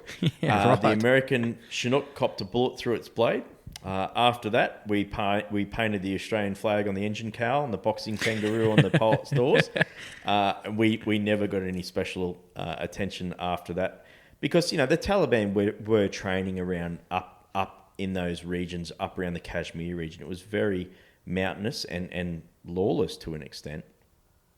But yeah, our job was to deliver humanitarian relief. It was hard to do because the Black Hawk is a very small cabin compared to the American and British Chinooks that were there. So sometimes we were kind of in the way a bit, taking up landing positions for them to disgorge huge amounts of cargo. So soon we then got re-rolled to do a lot of aeromedical evacuation. And that could be anyone from crush to burn victims to women unable to have babies, the whole gamut of things that would come across, right through to a lot of American governors and diplomats that would come in to have a look and rub a neck and yeah, we used to have a bit of a laugh about doing VIP tour packages, 3 times a week for American dignitaries. But it was my first taste of, like I said, that region, but also working in a coalition with the Americans and briefly at the start for the English, which would later go on to give me a better understanding of how they work later on. So how long was that trip for? That was another open-ended contract. I ended up coming home early because I broke my ankle playing volleyball. That's how much of a pogue I am. But just a long day and just snapped my ankle on someone else on Reedy's foot, and ended up having to fly home. They did give me the option to stay and to work in the operations cell manning the radio. But after flying around Kashmir and seeing the mountains and the scenery, and the photo that's on the cover of my book, that's where we were. That sort of scenery is just breathtaking. So from doing that to now sitting inside a tent, inside a hangar on a radio, I couldn't bear the thought of that. So I took the other offer and went home. And So how did you... Because getting home didn't quite go to plan, did it? No, it wasn't. It was a bit of a schmozzle, let's say. It was. Oh, look, I was on crutches and sort of got dropped off at the airport, and they took my puffer jacket off me because it was only issued in country, and I hobbled inside and gave them my paper ticket. And fortunately, actually, the Pakistani people there looked after me very well. In fact, they really laid it on for me. They even put me in a scissor lift going up to the aircraft, which is a bit full on. But trying to get home with a busted foot on crutches without any assistance at all was pretty different in the pain I was in. But it's nothing compared to a lot of people who've had to be evacuated out of countries later on. But I really enjoyed the time there in Pakistan. Not so much that like I said, we didn't get to achieve a great deal because we're aeromedical, so we weren't disgorging huge amounts of cargo. But like I said, when the locals found out we were Australian, we had cricket sets that we got sent over, and we would pack 2 or 3 of those in the aircraft before we go out. We'd always go out in at least 2 aircraft pairs. So when we would land at refugee camps, we would not be so much handing out lots of aid because we just didn't have it, but we'd pull out a cricket set. And Pakistan, everyone is absolute mad keen on cricket. Pakistan and India, yeah. So when you're flying over Islamabad, any spare patch of ground, you fly over, you look down, there's 2 or 3 games going in that patch. Yeah, right. It is amazing. They are mad for cricket and kite fighting. So that was the other danger. You're flying along over Islamabad and you're dodging these kites that have glass tied onto or somehow stuck to the strings because they fight them and one snaps the other, they win. So you're dodging all these kites and you're looking down and seeing people play cricket, but they love cricket. So every time we went to these camps, and some of them were huge, and I mean right up in the mountains, we would pull out these cricket sets, and they just thought that was amazing. And they thought, well, you're Australian, everyone's Shane Warne, everyone can bowl. And, mate, we were embarrassing what we did. And some of the games, they stitched us up with the mercy rule straight away. But they loved it, mate. And to see that on their faces was a real bonus for that time because they had lost everything. And they're on the side of some snow-covered hill with nothing left, and yet the smiles on their faces getting a thrash at cricket. I was pretty happy with that. So apart from snapping your ankle through your own, clumsiness, we'll put it down to that. My inability to spike the ball at the net and land. Yep. A really rewarding deployment for you. It really was. It was a part of the world that I never expected to go to. It came out of nowhere for us, a quick deployment, and I got to see some amazing scenery in an area I probably never will get to again. Absolutely. And so you come back and then you do your rehab, you recover, and then you move to 171 Squadron. Mm-hmm. What was the thought behind getting to 171? Well, I think before that there was a cyclone. We did some cyclone relief, and then after that I got my ankle fixed. And then we went back to Timor. Oh, right, okay. On Opastute. Yeah, Opastute was in 2006, I'm going to say. You must have thought, not again, going to Timor again. Going back to Timor again. But this is when it spooled up. So on our last rotation, we actually flew the aircraft home from Timor as the very last rotation in 03, 04. Mm-hmm. And then there was a coup in Timor. It all spooled up.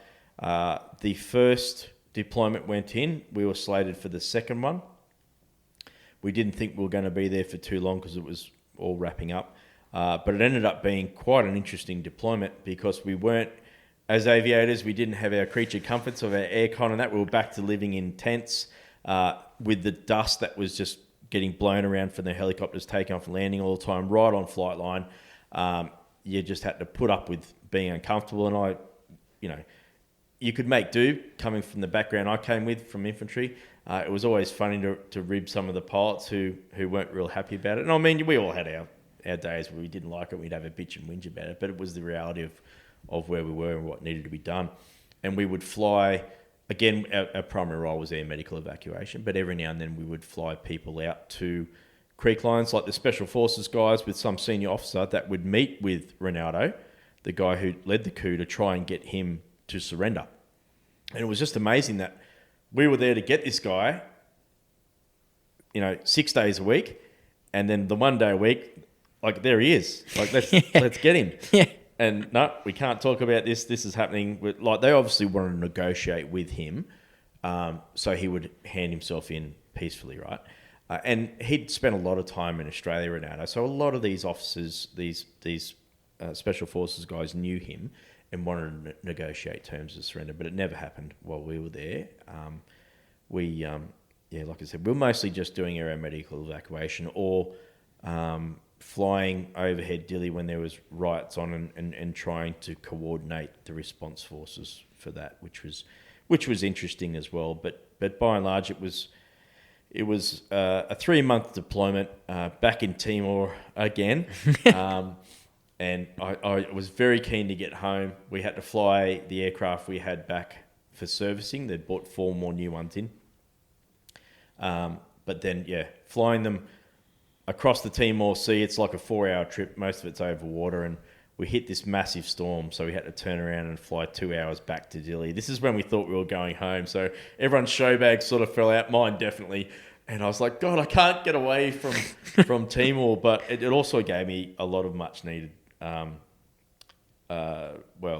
perspective, because here I am bitching and whinging about missing out on my birthday party, which was planned for me when I got home, and all this because I got turned around due to bad weather, when really these people that were in Timor had nothing at all. And maybe I shouldn't whinge so much that I'm missing out on my birthday when these people don't even have a roof now. Perspective. Yeah. Puts it into perspective. Yeah, it smacked me in the face pretty quick, that one. But look, I spent a lot of time in East Timor. It's a country I feel a sense of connection with, because I have been there in different roles, to living with the people on the ground, to flying all of its coastline and its borders. Very fortunate that I got to see so much there. And like I said, even in the Interfet days, not as kinetic as what the Army will go on to do later on, but for me it was hair-raising. And each deployment I had, aviation thereafter, was certainly a lot of near misses in the flying space, not due to enemy, just due to the aircraft itself. But it was a country that I had I have a lot of respect for where they're at now. Absolutely. And you do that deployment, and then you come down. Well, you transfer down to Sydney, 171 Squadron. Mate, what are some of your memories? And obviously we can't talk too much about, because that's what the Special Forces, that's the squadron that's attached to them. What are some of your memories that you can share of your time in 171? It was another level again of professionalism and what's expected of you in your role with the aircraft. This was not long after they had the Fiji crash, where we'd lost Mark Bingley, and the SAS has lost Josh Porter in the back. So, they needed to make some changes with the way they did things. They needed to mandate how they fly a helicopter up to do various targets. And I was part of that lead-up training that did that down at Edinburgh at the Test and Evaluation Centre. But going into this unit had such a high operational tempo, there wasn't a lot of allowance for people to say, hey, why do we do it like this? Why don't we do it like that? It might be a bit safer. Everything was very task-focused, very orientated towards achieving the goal that the special operations community needed done. They had a very important role for counter-terrorism, as well as special recovery operations, where your role might be deploying overseas, doing various things that the government needs the special forces to do. So we had to be able to help government achieve that aim to get them where they needed to be all the time. So they had a way that they'd done it for many years. But after the Fiji crash, there was a big change in thinking the way the organisation should be doing things, because 171 had killed, or the Special Operations Aviation community, the accidents that had come out of that had killed a lot of people. And if we, as an aviation unit, are killing the people we're supposed to be putting on target, we're doing the enemy's job for them, as well as our own family, are going to be impacted by this. Change wasn't readily accepted in the unit very well at all, but it was necessary, and they brought in a new CO that changed a lot of things in there as well. With all that aside, though, the flying itself was absolutely dynamic. You're flying around, wearing all this different equipment, gas masks, and doing all these different cool things with the Special Forces guys who are hooking up the caving ladders underneath, and you're flying them around the city, dangling in underneath the aircraft. You had to be really spot on with your job as a crew, and lots of dumb mistakes weren't accepted, nor should they have been, because it means you weren't, you were stuffing the mission. So a lot of those, simple mistakes that might have gotten away with in other squadrons weren't tolerated, and quite rightly. It was a really interesting time, but it was still one of those things that perspective's key, right? I remember flying, doing circuits out at Richmond, out at the airbase out there, and the pilots had to go and land a few times and take off, and it's very boring as a crew to sit in the back while that happens. Anyway, at the end of it, they're tapping the fuel gauge, and they're like, "Hey, we got some fuel. Let's go for a fly down Victor 1." And you're like, "Oh, do we really have to do an extra 40-minute flight when we could just go back and land and knock our night flying off and go home early?" But then when you realise, actually, Victor 1's the Sydney Harbour, and we're going to go and just do a fly down Sydney Harbour for the fun of it. So let's not complain. It's pretty amazing. And even during the daytime, when you've got all your guys in the back that are all tooled up, and you're flying in to hit a target building in the city, you coming down Parramatta River that goes into the harbour. The pilots have to, pull in power to climb up and over the Sydney Harbour Bridge, and then drop down again. That's mad. Turn right over Opera House and down through the city with the buildings higher than you, with all the guys in the back, all their gear ready to go, and drop the ropes and hit a target building. It's really cool to be part of all that. And also going to all different places around the country with these guys and seeing how they work, seeing their planning processes, and being embedded with them in the hangars that they work out of was really amazing to get an insight into that community. Absolutely. And living it, you must have been pinching yourself going, I'm an ex-3RAR infantry soldier now doing, this is my job, getting a 40-minute a flight down the Parramatta River, up over the Harbour Bridge in the CBD. Wow, full circle. Yep. I'm living this life. Yeah, we used to do media tasks where you take media just for a flight around, particularly before you do a special operations flying course, because you're constantly flying over people's rooftops. So we'd normally take the media for a flight first, so they could then put it out there to show people why we're creating all this noise. Your day might be just flying around all different parts of the city. And to give Sydney a break, we go to Brisbane or to Perth, all over the shop. So it was really good to be flying out and around the cities. Obviously, there's a lot of obstacles and a lot of dangers there, just flying in the city alone. But it was so much more exciting than flying around out in the bush. Absolutely. Well, from your early days, mate, of flying over and getting a pie, and a bit different to those days. Yeah, pretty different. Like I said, you really had to be on your game, and the dumb mistakes weren't accepted, and nor should they have been. I, like everyone else, made dumb mistakes. Even though I thought I was a very senior crew by the time I got there, I was quickly humbled by the amount of stuff I didn't know, and I had to learn very quickly. Because, like I said, if you're hitting a ship underway, you need to make sure the guys can rope to that exact spot. Because if they miss it because you've called the aircraft to the wrong spot, they'll slide off the bottom of that rope into something. They're trusting you because they're going out on that rope into the darkness. A lot of them don't know where the bottom of that rope is. They're unbelievably brave people, but you've got to make sure that you're on top of what you're doing to get them on the spot they need. High pressure, and shit can go wrong very quickly. Really quick. Yeah. And everything's got to be squared away. Yeah. I mean, the human element in all that equation, the aircraft can have its mistakes, which is or malfunctions, which is very rare. It's normally the bag of meat that's in it causes the mistakes. And like I said, I've made some mistakes, but you'll see people like that just absolutely accidentally mess things up. Like literally go to release ropes when people are on them, just out of a brain fart. And that's why we have our checks and balances in place, where we challenge and response procedures and we all check.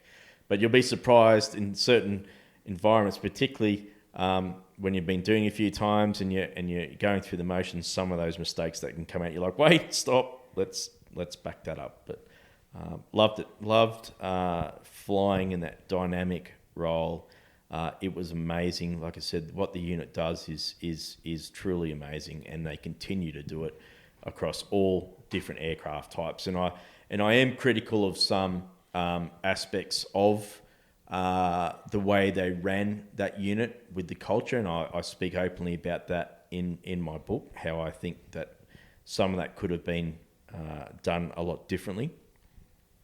But by and large, what that unit does is truly amazing, and they don't and can't speak about it because they're embedded with our Special Forces units, and they all do an amazing role. Absolutely. And so you do that, mate, and then in 2009, you get a deployment to Kokoda.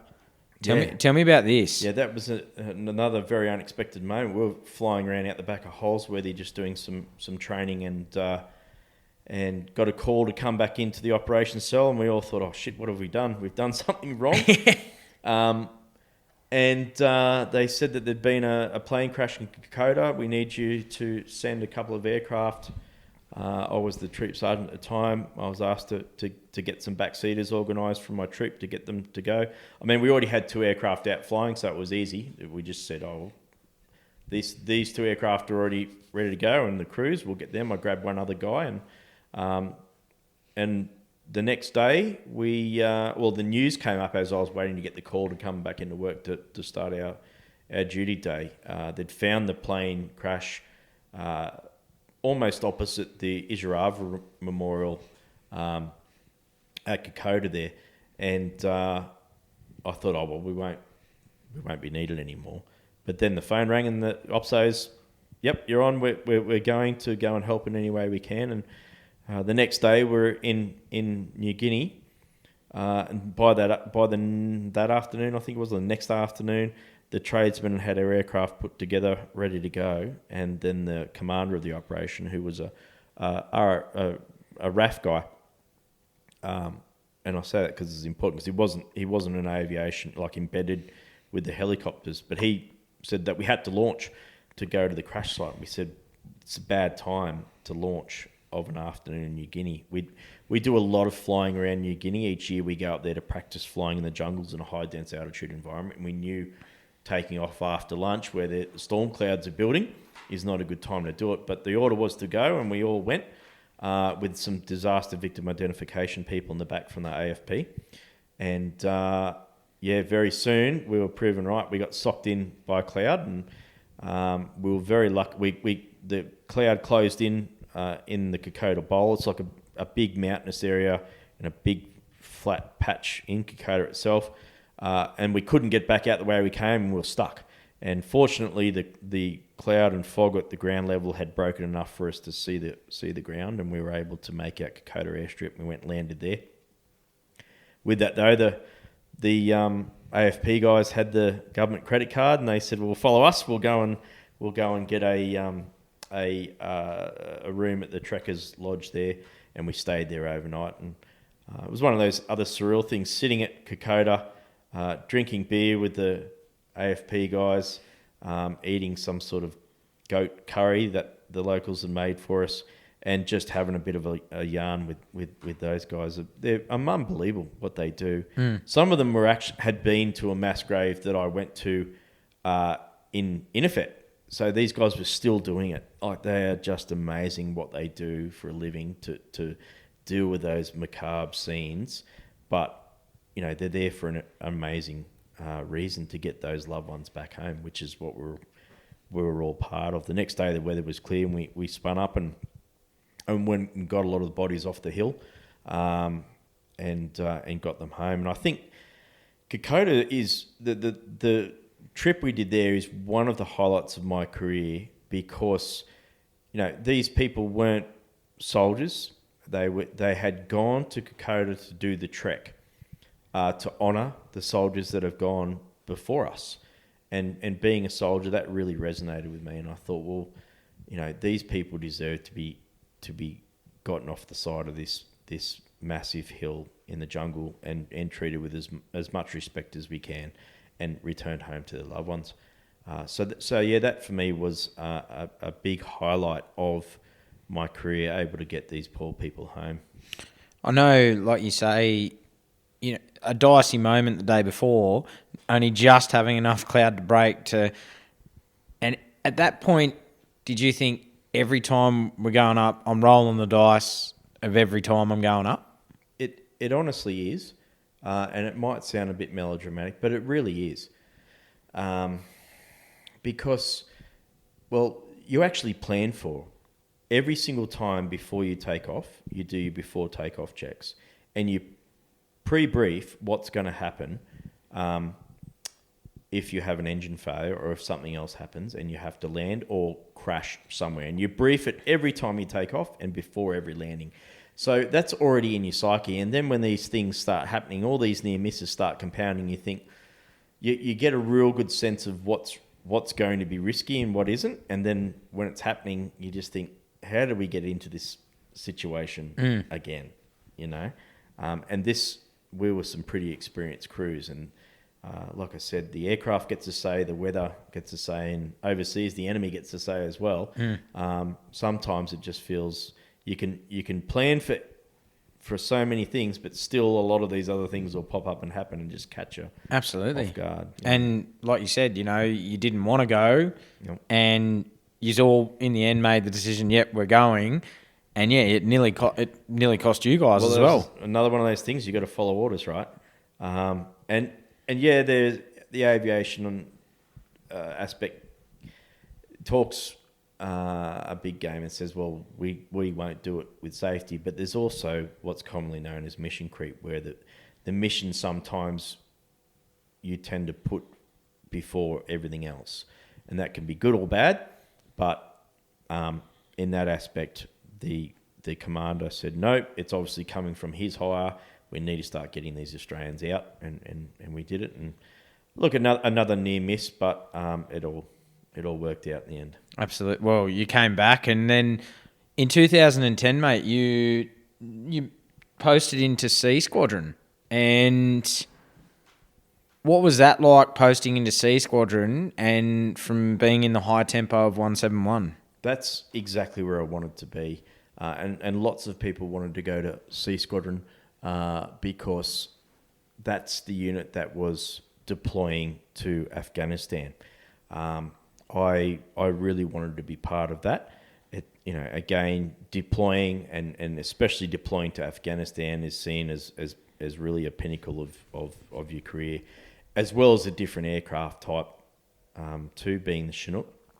So I really wanted that, and I was fortunate that things lined up in the career that I was able to get a posting to that unit and go and do that. So I was very excited to go across. And I often wonder whether that is selfish because you're leaving your family behind. We're all volunteers. We all volunteer to deploy. Even in all the units I was in, you could have withdrawn your volunteer to deploy. No one made you go at any rate.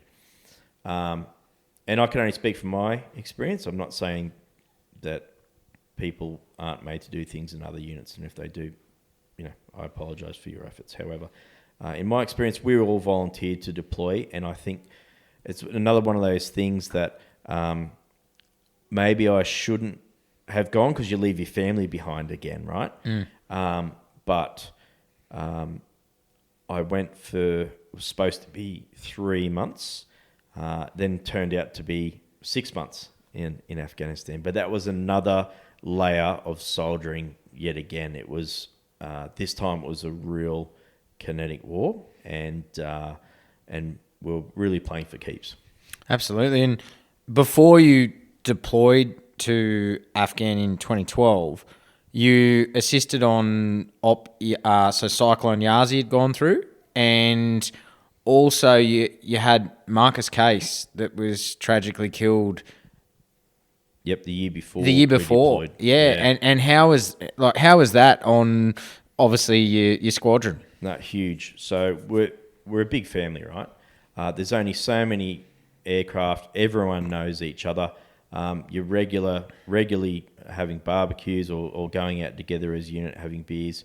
I was actually night flying that day, and I had the TV on, and it started to scroll across the bottom about a Chinook crashing in Afghanistan. And for me, it was a big shock because this time I really, I knew the people, and I was really worried that it was some of my mates because I knew who was over there at the time.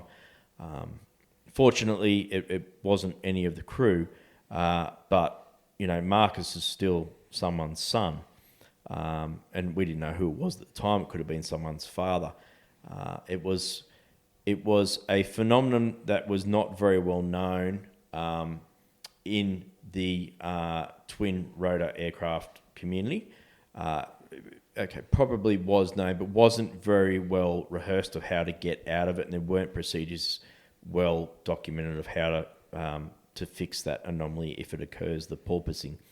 And the crew, the pilots did what they were taught to do at the time, and it wasn't effective. In fact, the investigation found that they think it might have even helped make it worse. And what that aircraft went through, the crew inside, it was horrific. They were inverted at one point. They were 110 degrees nose down.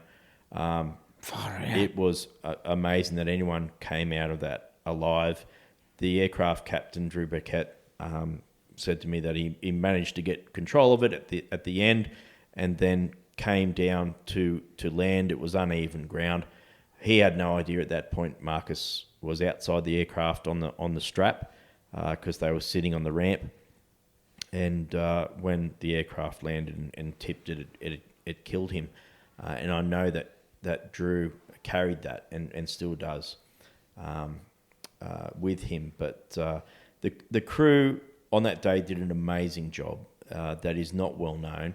There was a lot of mud thrown around in investigations about why Marcus was on the ramp and certain things.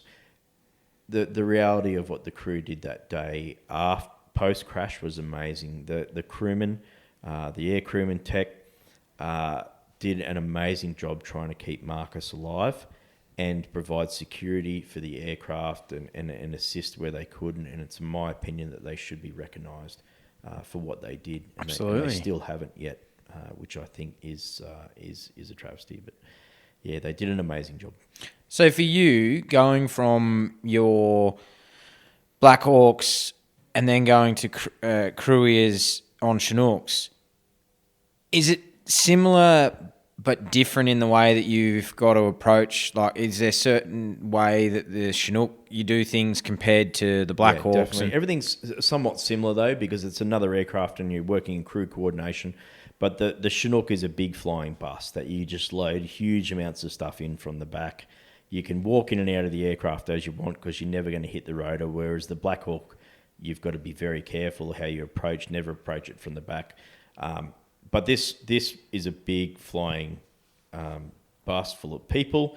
And sometimes in Afghanistan, we would be flying around and we would literally be tapping people on their helmets, asking what stop they were getting off at, because we were flying, a certain route around Kandahar. You'd call in 6 or 7 different forward operating bases, and some of them would fall asleep and miss their stop, and then it would go from that to we would do a snap deliberate action where you would fly. They were American Special Forces, the guys we took, and some Afghan Special Forces guys to go hit a compound. A couple of days later, we'd be back to external loading, shipping container full of supplies to another FOB. I really enjoyed the moments we would work with the Australians. We weren't there just to support Australians. In fact, most of the work we did was just supporting the American effort because our aircraft were put in the mix with the American Aviation unit. Mm-hmm. So we would do all tasking that they would do, but every now and then we'd get up to Tarankout and where the Australians were, and to pick them up out of the green zone or out of some real crappy area, and then for them to look up and see the Australian flag on the roof, I knew that they got a big smile out of them. We would always dip into the esky and find whatever food or drinks we had and give to them after where they'd been. I really enjoyed those moments working with them. But yeah, all mixed and varied work there. We even did some work with the British Special Forces out at Helmand, where we would fly around and do vehicle interdictions. They had aircraft with certain sensors that were able to tell what that vehicle had in it, or sniff the air, or whatever it might be. And we would land sort of across the bow of the car, and all the guys in the back would run out and make trouble. And they had some pretty interesting moments there with other crews that came across some stouches of the Taliban didn't want to give up their drugs and guns real easily. So yeah, lots of different taskings, really interesting. Somewhat similar to the stuff we did in Black Hawk, particularly with the Special Forces stuff. But it was really good just to be doing it for real. And, the Chinook is a mighty beast. And we also had the miniguns. So we had the best guns in town too. So you felt kind of invincible to a degree. So getting into Afghanistan, finally a deployment that you're not in East Timor, you're in the Middle East, and 9/11 had happened all those years before. Did you start to think at some point that you may not get to Afghanistan? Yeah, it was always the case of, our commitment's gonna wrap up this year or next year. I was really hoping to deploy and get that experience before it happened. There was another rotation after ours that occurred, but after that our aviation involvement ceased with Afghanistan. But it was another deployment that, like I said at the start, it felt kind of selfish at this point because I was leaving, my wife and my 2 children at that point behind. It was the first time I had deployed for a long period with kids, so it was a very different, outlook for me then too. But luckily, Kate understood. She's in the army as well, and she understood what it's like to deploy. And I'm very fortunate that I had that support back home, which enabled me to go and do that. But I did enjoy being part of that, and there's a lot of commentary about whether it was worthwhile or not, whether Afghanistan was a complete waste of time.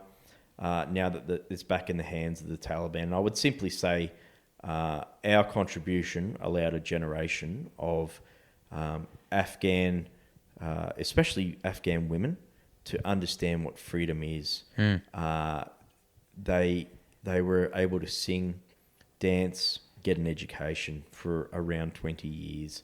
So there is a generation of Afghanis there where a lot of them got that freedom, and a lot of them were able to, like I said, get that education to, maybe they're not there in the country anymore, a lot of them.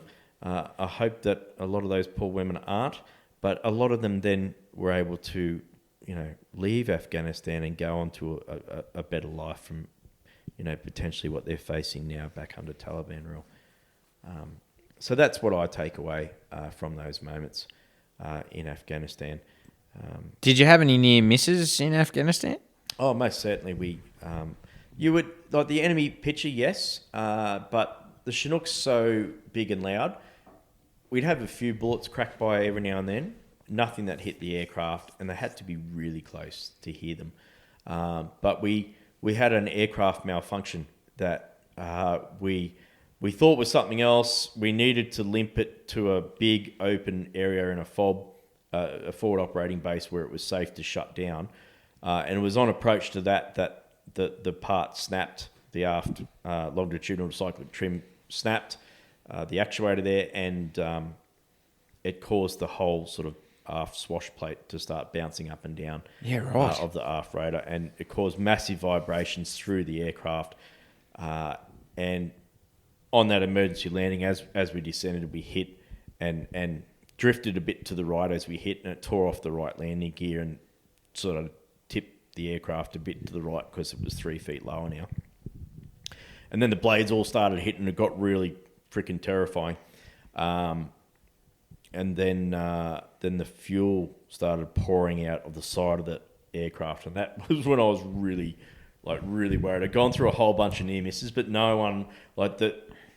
When you think about burning in an aircraft, that really makes you terrified. And I thought that we were going to catch fire because the aircraft the year before, when it tipped over, the fuel hit the engines and up it went. Fortunately, the fuel stopped pumping out after a minute or two, and and the cabin integrity stayed intact enough. I mean, it was bowed and ripped down the sides of the cabin, but the mounts that hold all the heavy stuff up the top were broken, but hadn't broken to a point it impacted and crushed anything in the cabin. So people were able to get out, and we all sort of, or the crew got out and we all looked at what was left of our bent aircraft and took a moment to go, that was another pretty big near miss. We got away with that one. I can understand, mate. You can feel the terror because, like, burning alive is like, I'm a firefighter and that's my biggest fear is to be burnt alive. Yep. And mate, as you say, rolling the dice again, yep. Another near miss. You've got Kate and you're now a dad. Mm-hmm. Like, this is starting to stack up in your mind. Absolutely. Like, this is not, like, what I'm doing is a very, very dangerous job. Yeah, and it's no more than a lot of people face in the aviation world or in other various parts of the Army, especially if special forces guys that are literally dangling below aircraft. But it was just starting to really take its toll, and thinking, do I really need to be doing this anymore? I got home from Afghanistan, and I thought I was still 10 foot tall and bulletproof. I was in the office the year after, so we're talking 2013 at this point, and I started to get a real tight chest. And I'm like, well, I'm only 36 or 37. This is a bit weird. And Kate ended up ringing to see how my day was going. And I said, oh, well, I've had this coming and going. And she's like, well, go to the bloody aid post, you stupid bugger. You're probably having a heart attack or something. And I thought, there's no way in the world. And I got there and they hooked me up to all these different machines and there was nothing wrong with me. Until the doctor's like, what have you got going on in your life? What's happening? Are you under any stress? And I'd never thought about any stress. Just never even given it any thought. But then I thought, you know what, I'm actually about to post down on a new posting, uplift the whole family. I have to sell a house. Just got back from Afghanistan. Just seen another aircraft deployment back to Afghanistan to help them get underway. My next child's on the way. There was a lot happening. I thought, you know what, maybe I should go and speak to these people that they recommend I speak to. And went and saw a psychologist up in Townsville from Veterans Affairs. And they, I found I wasn't getting a lot out of it because I had to spend a lot of time in the initial stages talking about what an aircraft was and what a Chinook was, et cetera, et cetera, et cetera. And the reality was I just wasn't ready to really sit down and start unpacking a lot of what was happening. I had this big wall of bravado bullshit going on too. And with that, we're off to the next posting, which is Royal Military College, which I was really looking forward to because it was my first time in a training posting. Up until then, I'd done everything I could to avoid going to a training posting because I was really just wanting to be at the pointy end and to deploy. Mm-hmm.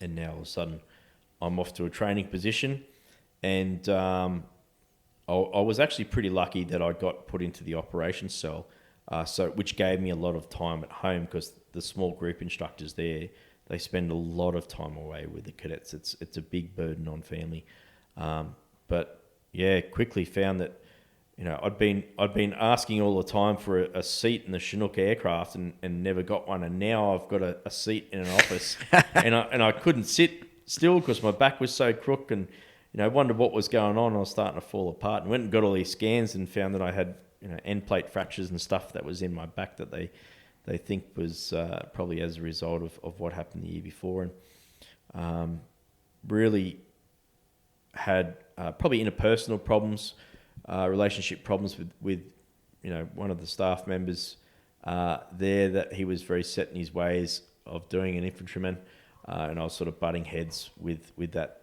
line of thinking. But it was really just probably a pig-headed manifestation of not wanting to deal with the reality of where my headspace was at, which clearly wasn't very good. And I moved around to a different position at the academy and at the college, and ended up being the platoon sergeant for the rehab guys, and found that very difficult, because a lot of these people, not a lot, but some of these people also weren't facing the own realities that they didn't want to actually be in the training system. They were just there to collect a wage and pretend that they couldn't possibly rehab and get better. So we saw a lot of those people out. I wanted to get them back into the training, and not just sitting around playing video games, and that wasn't well received by them, obviously. And a lot of complaints came, and I was frustrated by what I thought at the time was a lack of support from the chain of command when these complaints were coming in about, I'm giving them extras because their room's dirty. I didn't want to be doing any of that crap. It was just what I had to do. It was part of the job, and they're complaining to this 1-800 number because I'm making them do this. I just felt that the chain of command probably should have supported the NCOs that they were asking to do this role of, instead of maybe listening so intently to the complaints of these young kids that needed to be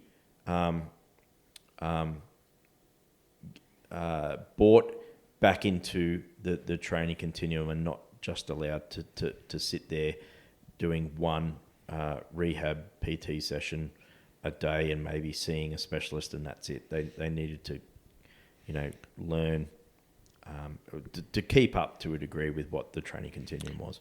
Like you back in the old days, mate, if you're malingering, like the malingerer in the battalion life, they were doing that, and there was definitely some that proved that, we had a guy there that the course at the Royal Military College at the time took 18 months to complete. There's a guy there that had been at RMC for 2 years, and he was only sort of still in third class, which is the first phase of training. So you really had to sort of encourage them to look within and say, do you really want to be here, or are you just still doing this so you can draw that wage till you wait for something to pop up in Civvy Street? And a lot of them as well didn't really have an understanding of what it is they were going to step into, to have to lead and command troops, which I found frustrating. But look, when I was that age too, I didn't know any better. That's right. So I probably should have understood that as well. But it was certainly a very frustrating time. So for you, I want to go forward to 2016. You're struggling mentally and physically at this point. How important was the support of Kate and your family during this time? And you start the process of transitioning from defence after 22 years. Talk me through this process. Kate was really important with that understanding of why I felt things were unravelling. It came down to... There was kind of a pivotal moment where I went on a trip to Townsville and had a reunion with a lot of the Chinook guys.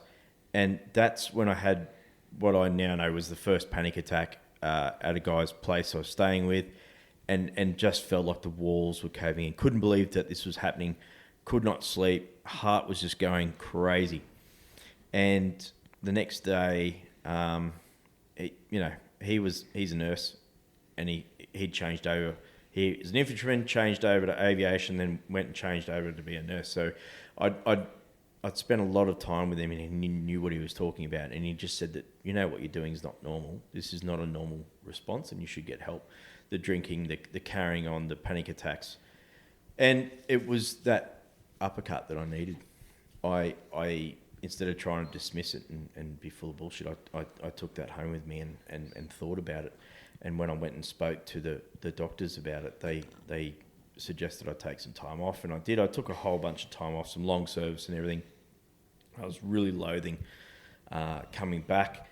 And when I got back, things weren't getting any better. I was very quick to anger, very short-tempered, and they suggested that I go and do a course for therapy at South Coast Private, and it was reasonably new for military people at the time, and it was my opinion that it wasn't very well equipped with some of the people that they had there to relate to the people they were trying to help. And I also don't think I just probably thought I didn't need the help, and so that didn't fit either. Nothing just seemed to fit, and it was increasingly frustrating and hard on family and Kate, who could see what was happening, because being a psychologist, she'd seen a lot of this, but kind of needed me to see it for myself. And then the options came down really at work to, well, you're now at a stage where you can't deploy again and you're not ever going to go back to flying. And I thought, well, if that's all I've done, I've deployed and then later on flew, and those two options are gone.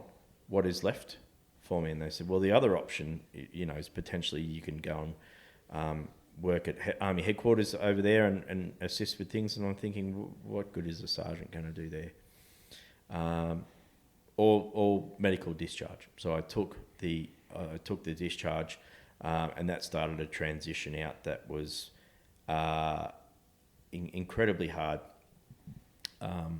because I instantly felt like that malingerer. I felt like the worst thing possible, because I felt like a failure because I wasn't at work, because of my own mental health issues, yet all my mates seemed to still be killing it on social media and things like that. I know we spoke a bit about that before the interview, where you look at social media and you think everyone else is killing it, and the reality is no one is, and I know that now. And social media being such a fake platform as well, everyone mostly only puts up the best things. But so looking at all my mates who are still in doing the job or deploying or whatever it is, and still at the pointy end seem to be coping all right, why was I having these problems? And that, me comparing myself to them all the time, really led me down this dark path. And I discharged in 2017.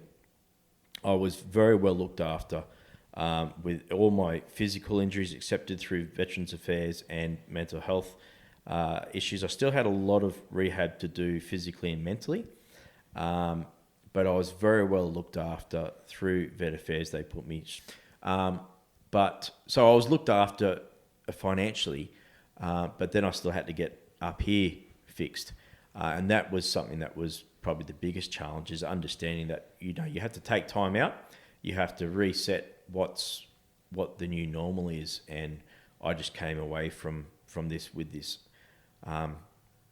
overly stimulated brain that was firing off on hypervigilance and anxiety, moreover than the classic case of terrifying nightmares and things like that. It's just this crippling anxiety and constant hypervigilance everywhere I went.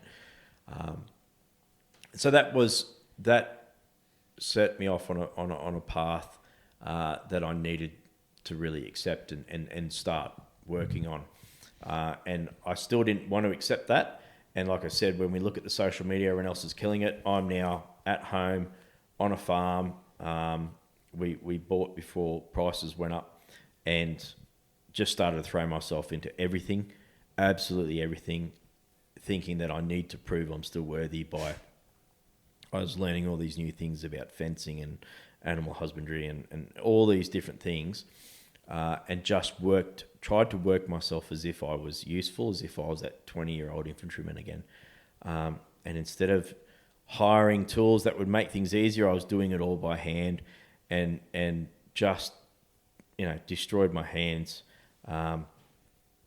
carpal tunnel very quickly in those. It's not completely destroyed. They're back pretty good now. Elbow surgery, knee surgery, all these different things that happened because I just refused to listen to my brain or allow myself to stop because I felt like a failure. And there was one moment where I was slashing a mate's paddock for him on a tractor because I said that I'd do it, and something spat out and hit me in the arm, and I thought it was just a rock, but I couldn't use my arm. But I kept going like an idiot because that's what you do. I said to him I was going to do it, so I did it, and I used my other arm to lower and raise the slasher, and it wasn't getting any better that night. The next day I went to hospital just to make sure it wasn't broken, and they moved my fingers and said, no, it's not broken, you'll be fine, and sent me home with some Panadol. And about 6 months later I bumped the same wrist again, and I couldn't use my two smaller fingers, and it was tingling. And so I went to the hospital again and said, this isn't normal, what's going on? And they did an x-ray and found there was a 3 centimetre piece of wire that had shot into my arm, luckily missing the arteries down there at my wrist and embedded there. And that was another big wake-up call, because I'm like, you just keep going and you keep hurting yourself, and all it is really self-harm by another form, because I just refused to accept that I had any sort of problems and I wasn't prepared to face up to them. And you must keep going. You don't want to be a malingerer, which is the worst thing to be called. So this constant comparing myself to everyone else had taught me just to ignore all these different bits of pain I was in and just keep going. And that was making things so much worse for me. And I had to really accept that I needed to do some work on myself and start getting right. And fortunately, I fell into some volunteer work at the Australian War Memorial, and that to me gave me a real sense of purpose and connection, and then a direction of where to go and what I want to do. And it was a way of me continuing service by going there and volunteering. So that is something that I think really saved me. I know the work that you talk of because I've done it myself, and we're both authors now, and you've read my book, and many listeners have heard my struggles and my suicide attempt back in 10 years ago.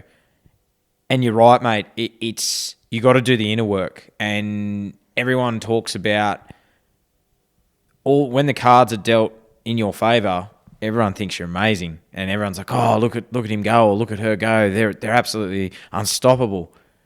It's when the cards are dealt the other way and the ball's bouncing in the other end of the court, you've got to really look into some really ugly truths. And for you, was that part of you had to do that as well and find that? When I was working there at the War Memorial, I was a big advocate for people coming and sharing their experiences and telling their story. And Kate said to me, "You haven't told your own." And after I discharged, because I felt like such a failure, I went off all social media. I just didn't want to exist. Isolation. Happy being on my farm, away from everybody. Yep. And then when Kate said that to me, I was trying to get other people to come to the War Memorial to do their stories and share their experiences and donate things. I hadn't done it, and I thought, you know what, I'm expecting people to do something I won't or can't do myself. And then at that point, a lady, Claire Hunter, one of the writers at the War Memorial, wanted to do my story, and I always thought, well, I don't really have a story worth telling. Why would you want me to talk? And eventually, through persuasion, and then I sat down with her, and it all came out for the article, and it became a 2-part article, which was really amazing. And then my story was out there, which was terrifying. But it was, I'm not sure if cathartic is the right word. It was crazy coming from sitting on a farm, don't want anything to do with anyone, to then telling my story. And I found that courage gave me the ability to accept where I was and what was happening, so where I was in life at that point, and the things I had seen and done, and maybe not be so hard on myself, and I wasn't this malingerer I was afraid of being. And then from there I ended up doing podcasts and writing a book. And the mates at the War Memorial, the historians, saying to me, you should write. You should start writing these stories down. And I'm like, well, I don't. Again, I couldn't write. Who am I? And so I did a timeline up and talked to a lot of my mates, and they helped me with stuff I'd forgotten or whatever it is, and started to put pen on paper, and showed some of the guys there, particularly Carl, and he said, mate, you can actually write. You can write a story. So that gave me it gave me the confidence to keep writing, and like Carl said, you write for three reasons: to get it out of your head and down on paper, to inspire others, or as a record of what you did and for your family. And you did all three. I did it for all three, and it was really good to have done that, to really get it out there on paper. It's been a very rough 12 months because every single detail has been at the surface all the time. And also you have to accept that, well, you know what, I stuffed up a lot of that, or I was immature there, or I was just downright wrong there. And I've gone through that journey, and I've accepted that, and I've made contact with a lot of people from my past in all different units that I'd lost contact with to speak with them about things, to make sure I'm getting the story right. So it's not just 100% my version of events, but also to make contact with them again, because it's a good thing to do and it's healthy. And I've really enjoyed that aspect to writing. Very fortunate that got picked up with Big Sky Publishing, and they've helped me develop it and continue the, not structurally help it, but help me the way that a commercial publisher does with them doing the editing and assistance there back and forth with what adds to my story and what doesn't. And certainly, particularly Carl at the War Memorial has done a lot of that, even though he still works full-time himself. So very fortunate to be surrounded by some really great people who've helped me, and having Big Sky Publishing help me get that story out too. And I know it myself, mate. Like, when you become an author, you're part of another family. Like, you're part of 1% in the world, mate, that get a book published. And like, you and I now have become great mates, and we talk to each other on a regular basis. I still find it really weird that I'm an author and it's a thing, because not coming from a background of a great deal of education. I certainly know university education. I didn't understand what a big deal it is to be published. And I remember speaking with a friend, I'll leave her name out of it, that got published. And she said to me that she didn't like the journey she had with a publisher, and she didn't like not having control over this and that. And I said to her, well, why'd you get published with them then? And she looked at me like I was an absolute idiot, because she's like, because I wanted to get my story out there. And that really stuck with me. And now, having gone through a very similar process with a previous publisher, I'm like, yeah, it's actually a really big deal to be published. And I remember Carl at one point, when I was in negotiations with another publisher, she's like, don't dare throw away getting published because they won't let you have your title.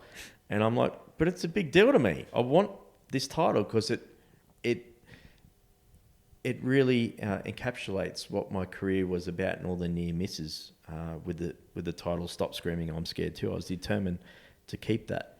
And whilst other people think that metadata searches or whatever it might be, it doesn't work well, I needed that title to be the title of the book. 100%. And so I'm very glad that Big Sky Publishing came along, and they were fully supportive of that and wanted that as a title as well. Mate, I'm the same. I wanted Easy Target because I was an easy target, and you wanted, and it is. There's parts of it's your story. You're putting your name to your story. Yep. Of course you want that. Yeah. Well, it was the helmet patch I used to wear in Afghanistan, and I donated it to the War Memorial, and I hope one day it's on display somewhere, because it always used to get a bit of a laugh out of the people that were on board. And I wasn't the first to wear it, and I won't be the last. There's plenty of photos out there online of people wearing that as helmet patches, but I just think it really encapsulates everything that I'll write in the book about all those crazy near misses and knockabout stories that just a regular soldier, I'm not a special forces guru or a general, just a regular soldier achieves in their career. And for a lot of people, particularly the military people or even first responders, sit down and have a think about all the crazy things that they've been involved in. There's some unbelievable stories out there that haven't or won't be told, because people think that they don't have a story in them, whereas I'm of the belief now that everyone does. Everyone absolutely has a story, and I hope that by listening to me tell mine, it encourages others to tell theirs. Absolutely. And like, I know mine now, mate, there's parts of my firefighting service that I wish I had to put in, and it's only came to me afterwards. I'm like, oh, that would have been a great story. But look, hindsight's a wonderful thing. That wasn't the reason I wrote my book. It was simply to help people, and it was a cathartic process for me, like you said. And yeah, if it helps just one person, then it's all worth it. And for you, on that writing process, what was the hardest part for you, and what advice can you give to any authors that are trying to get their book published or trying to write a book? I would say keep going. There are times when you think it's impossible to write, or you can't write, but as long as you keep writing your story out there, what starts as the first draft, it will look nothing like that at the end when you let it go. Yep. It is a completely. It still is the same story, but it's shaped and drafted in a much better light. So don't think that what you've got is going to be it. Because I did the first draft, and I think sort of this time last year, I'm like, oh, I've written a book and it's done. Well, no, that was the first draft, and then the real work started. But you can get a lot out of it. And like I said, everything was at the surface, but there was also a lot of good memories at the surface. So keep plugging away at it. And I know I've said a dozen times now that I'm very fortunate that I got picked up by a commercial publisher, but that doesn't mean be turned off by self-publishing. I mean, there are many options out there. It is an expensive option, but if you truly believe that this is something that you want out there, and you don't get a publisher, then still look at that. I got rejected by dozens of publishers, and I look back at the work I submitted then to what I submitted later on and think, well, no wonder it was awful. But keep plugging it away at it, or look at just writing your story down there. And if you need it to be out there for more than just your family, then self-publish it too. But keep going at it. Don't be disheartened, and understand that what you've written down now is going to be very different to where it ends up. Absolutely. I can absolutely agree with you, because I've done it myself, and yeah, it is not an easy task, and it is not an easy process to write a book. I think everyone's got one in them. Yep. Everyone has got one in them. Story, yeah. Absolutely. And mate, when's your book out? It is out early August. I think the release date now is the 5th of August, and will be pretty much everywhere you can buy your books, wherever you buy your favourite books from. So it's my metric of success was to see it on a bookshelf when I realised I was going to get published, and it doesn't matter whether it's in a million bookshops for me or just one. I think that's really cool. So it's going to be. I'm almost at the end of that publishing journey. It's been quite a ride. It's only a month or so to go till the official book launch at the Australian War Memorial. I'm very fortunate that the director Rod Henderson, who wrote the foreword in it, he's going to promote my book, and we're going to do it there together. That'll be mid-August. So I can say to you, mate, it is, as someone who's just released his book, seeing it in the shops for the very first time, it's a very surreal pinch yourself moment that you go, that's that's my book. That's it. In a bookshop. Yeah, it's out there. It's real. But, and it's terrifying too, because it's literally a whole life story out there, and people will judge it. People can pick it apart all they want. Yep. And I say it in the back of the book. If you're one of those guys that think you've done it tougher or harder or deployed more or been, I don't know, more whatever it is, special forces or whatever, great. You know what? Don't read the book. Don't read my book if you're one of those people. I wanted to write a book based on my experiences and how my experiences as just a regular soldier, you can still do amazing things and have this sense of purpose after service as well. So that's where I'm hoping that it really resonates with those sorts of people that are looking for the what now, the what after. And mate, if it helps one person or one veteran, one first responder, or anyone who is struggling, then mate, your job's done. Yep. And mate, that's what it is. It started as just a story of all these stupid knockabout stuff that I did, and then where it's shaped now and how I've written it, where it talks about my journey through defence and then out of defence, and then it wasn't until the very last stages of the final drafts that the Royal Commission rang me and said they wanted to use part of my submission that I wrote about the veteran suicide. And I didn't think they'd even read it, let alone want to use it. So I've put the impact of that and what I wrote in the end of the book as well, and hopefully people will understand that. And I touched on it a bit with what we've spoken about, but it's the way you're trained sets you up to do a job so well in defence. I think that there's still not, the care isn't taken for when you discharge of how you untrain that brain. And that's what I am a big advocate for, is how we're going to help those people at the pointy end of whatever it is that they're in. Finding your new tribe is something different. You can find that elsewhere, but untraining that very nervous brain that's wired to do a certain thing, and how to try and undo that at the end. That's what I try and talk about. So, absolutely. And I just want to go back, we're nearly at the end, but I just want to go back with the work that you do at the volunteering and the guiding that you do at the War Memorial. The War Memorial it's such a special place, mate, and it is the heart of our nation. It really, I absolutely believe that. For you, when you're walking by the pool of reflection and you see you walk along and you're taking people around the Roll of Honour and then into the Tomb of the Unknown Soldier, what is it about the War Memorial that brings you peace? What is it? Being there at the War Memorial gave me a huge sense of perspective, and it's exactly what I needed, particularly when I talk about, I was kicking the can down the road after I left. Everyone else I thought around me was killing it. Woe is me, why and I must be a malingerer. When I went in there and saw all those names on the Roll of Honour, and I realised everyone here has had a much worse day than I have. And they went off to serve their country much like I did, and I'm almost certain that every one of them thought that wouldn't happen to them. They would come home, much like I did every time I went away. But they didn't. And if I think I'm having a bad day, go in there and look at those names. And they're all real people. Or look at the items that are on display, or read some of those stories about what those Victoria Cross recipients did. And that gave me that absolute grounding reality and understanding that I needed, and helped me put all my own issues into perspective.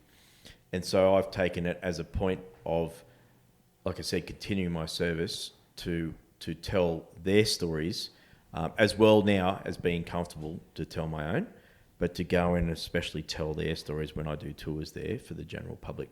Because 90% of the people who come through the door are not military at all. So that's a huge portion of people that have no experience in the military. So to be able to take them on a journey of Australia's wartime past and tell a few of the stories of those soldiers that went before us and have sacrificed so much, for me is it is amazing to be able to do. And that's where I hope one day I could end up being. Like, this has really whet my appetite for storytelling and helping share people's experiences. I hope to one day go and do tours overseas with a battlefield tour, to take people through and be passionate and walk the ground and show people what our countrymen did in all different places. Or as you say, mate, there's 103,000 names on those walls of men and women who have made the ultimate sacrifice. So we can sit on your beautiful in the man cave watching the sunset. They've paid the way for us to enjoy that freedom of not having bombs blow up outside your place. Absolutely. And you're right. I know I touched on it at my book launch when I went to Gallipoli and I walked through the cemeteries of Lone Pine, and that grave that I happened to stop on of the age I was when I attempted suicide, exactly what you're saying. He went over for the grand adventure. He wanted to live and he died. And that's where I actually put into perspective that how precious life is and not to take it for granted. And you're 100%. It's until you walk amongst 10,000 or 5,000 or through the cemeteries in these foreign battlefields that you truly understand. Yeah, I've got nothing to, really, I'm kicking the can for what? There's a lot of people that have got a lot going on in their life, but for me, I just thought that if I was to throw it all away, and yet you see these people on the Roll of Honour, and they would have given everything to have even just one more day. Mm-hmm. So who am I to take that away and change, well, obviously the course of my own life, but my family's life. Absolutely. So for me, I just thought that wasn't the right thing to do when these people in there would have given so much to have what I've got now. So to keep going. Absolutely. One foot in front of the other. And so, mate, how do people get in contact with you? I'm on everything, social media now, particularly with the book coming out. I've even got my own website, which is crazy, rodhendersonauthor.com.au. People can go there and pre-order while they're still available a signed copy of the book if they want. They can also get it from all the major bookshops. Amazon sells it all online. It'll be there, and like I said, it's only available for pre-order right now, but it will be out as of the 5th of August. I can't wait, mate. Can't wait to read it. And, mate, you mentioned what your plans going forward for yourself. What are your plans going forward with Kate and the kids into the future? It's seeing them grow up and be good humans. And then Kate and I want to travel when the youngest one is old enough to sort of look after himself, and we want to go and see not just the battlefields but all the other amazing places out there that the world has to offer that we're so isolated from here in Australia. So that's what I hope, as well as, like I said, hopefully getting into some sort of guiding overseas. That would be another bonus as well. Yeah. Mate, sounds like a good future and a well-deserved... tour companies out there that are looking for someone who can talk a lot. And, mate, well-deserved after, as we said at the start of the podcast, 22 years of service to your country. And, mate, knowing what you know now and all that you have been through, what advice would you give your 18-year-old self, and would he listen? Definitely wouldn't listen. That's an easy answer. He definitely would not listen. As all young men tend to not listen, particularly as I see as the father of 3 young boys, a couple of them are teenagers. I would say, especially to the young infantrymen that were so full of confidence and bravado without a lot to back it up, I would say it's all right to not have to fill in the space with talking or joking or laughing all the time. Not to have to be maybe a gob in certain areas. Maybe just let your soldiering do the talking, and being good at your job. And like I said, when I started writing the book, I had to look back and see some of the things I was really bad at, and make peace with that. So just be comfortable with yourself, I think, is what I would like to go back and tell my 18-year-old self and not have to pretend or fake or try and be someone that I wasn't. Great advice, mate. And any young listener out there, take that advice. You don't always. Sometimes it's, and I know it myself too. And I look back now, and I'm in my 30s. I look back to when I was 18 as well. Sometimes just shut up and listen, and 100%. and just listen to what people who are older and wiser are telling you, because they've made the mistake that you're about to make, and they are giving you advice so that you don't make the same mistake. So sometimes just shut up and listen. You got 2 ears and 1 mouth. There's a good reason for that. Yeah, that's right. Yeah. So, mate, looking back now, with 22 years of service for your country, was joining the Army still the best decision you ever made? All the decisions I made led me to this point, and I'm very happy and comfortable now where I am in my life. Everyone goes through challenges. You don't have to be in the military to have those challenges. Everyone is putting up a brave face for something, and I found I was at the end of my military career. But if I changed any of those things that had happened to me, and I'm lucky to have scraped through a number of them, much like many people, like I said, have scraped through things in their life, I wouldn't be where I am. And today I'm happy, mate, and I'm moving forward. So I would do it all again. I am very happy with joining the Army. Maybe if I was more sensible, I wouldn't have joined the infantry and would have, I don't know, gone and joined the Air Force or something and enjoyed a much easier lifestyle. But I'm very happy with having joined the Army and done what I've done, because, like I said, it's made me the person I am today.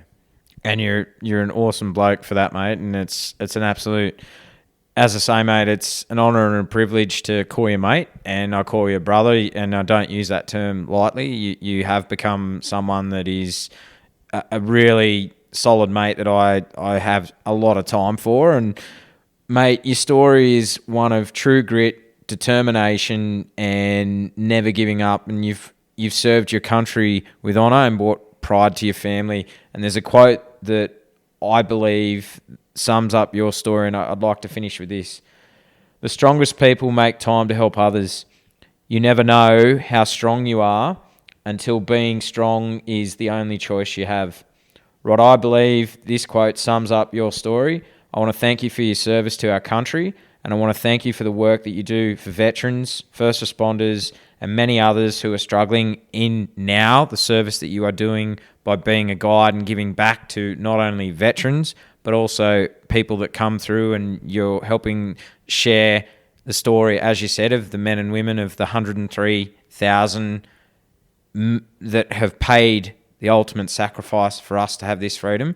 So, mate, I want to thank you for what you do and continue to do, and I want to thank you for coming on True Blue Conversations, mate. It's been an absolute honour and privilege to sit down and share your story. So thank you. Thanks, mate. Thanks for your kind words, and like I said, I hope that people listening to this, it can resonate with them. Adam, mate, agreed, mate. You're a good bloke, mate. Someone I'm proud to call my mate, and thanks for helping get people's stories out there, mate. Truly appreciate it. Thanks, mate. For having me on. Cheers. Raise your glasses, podcasters. This episode of True Blue Conversations is brought to you by Wet Canteen Bottling Company, the perfect way to commemorate and celebrate life's most special occasions. Elevate your moments, savour the taste, and make them truly unforgettable with Wet Canteen. Head on over to wetcanteenbottlingco.com.au and use the code TRUEBLUE for your exclusive discount. Thank you for tuning in to this episode of True Blue Conversations with your host, Adam Blum. See you on the front line.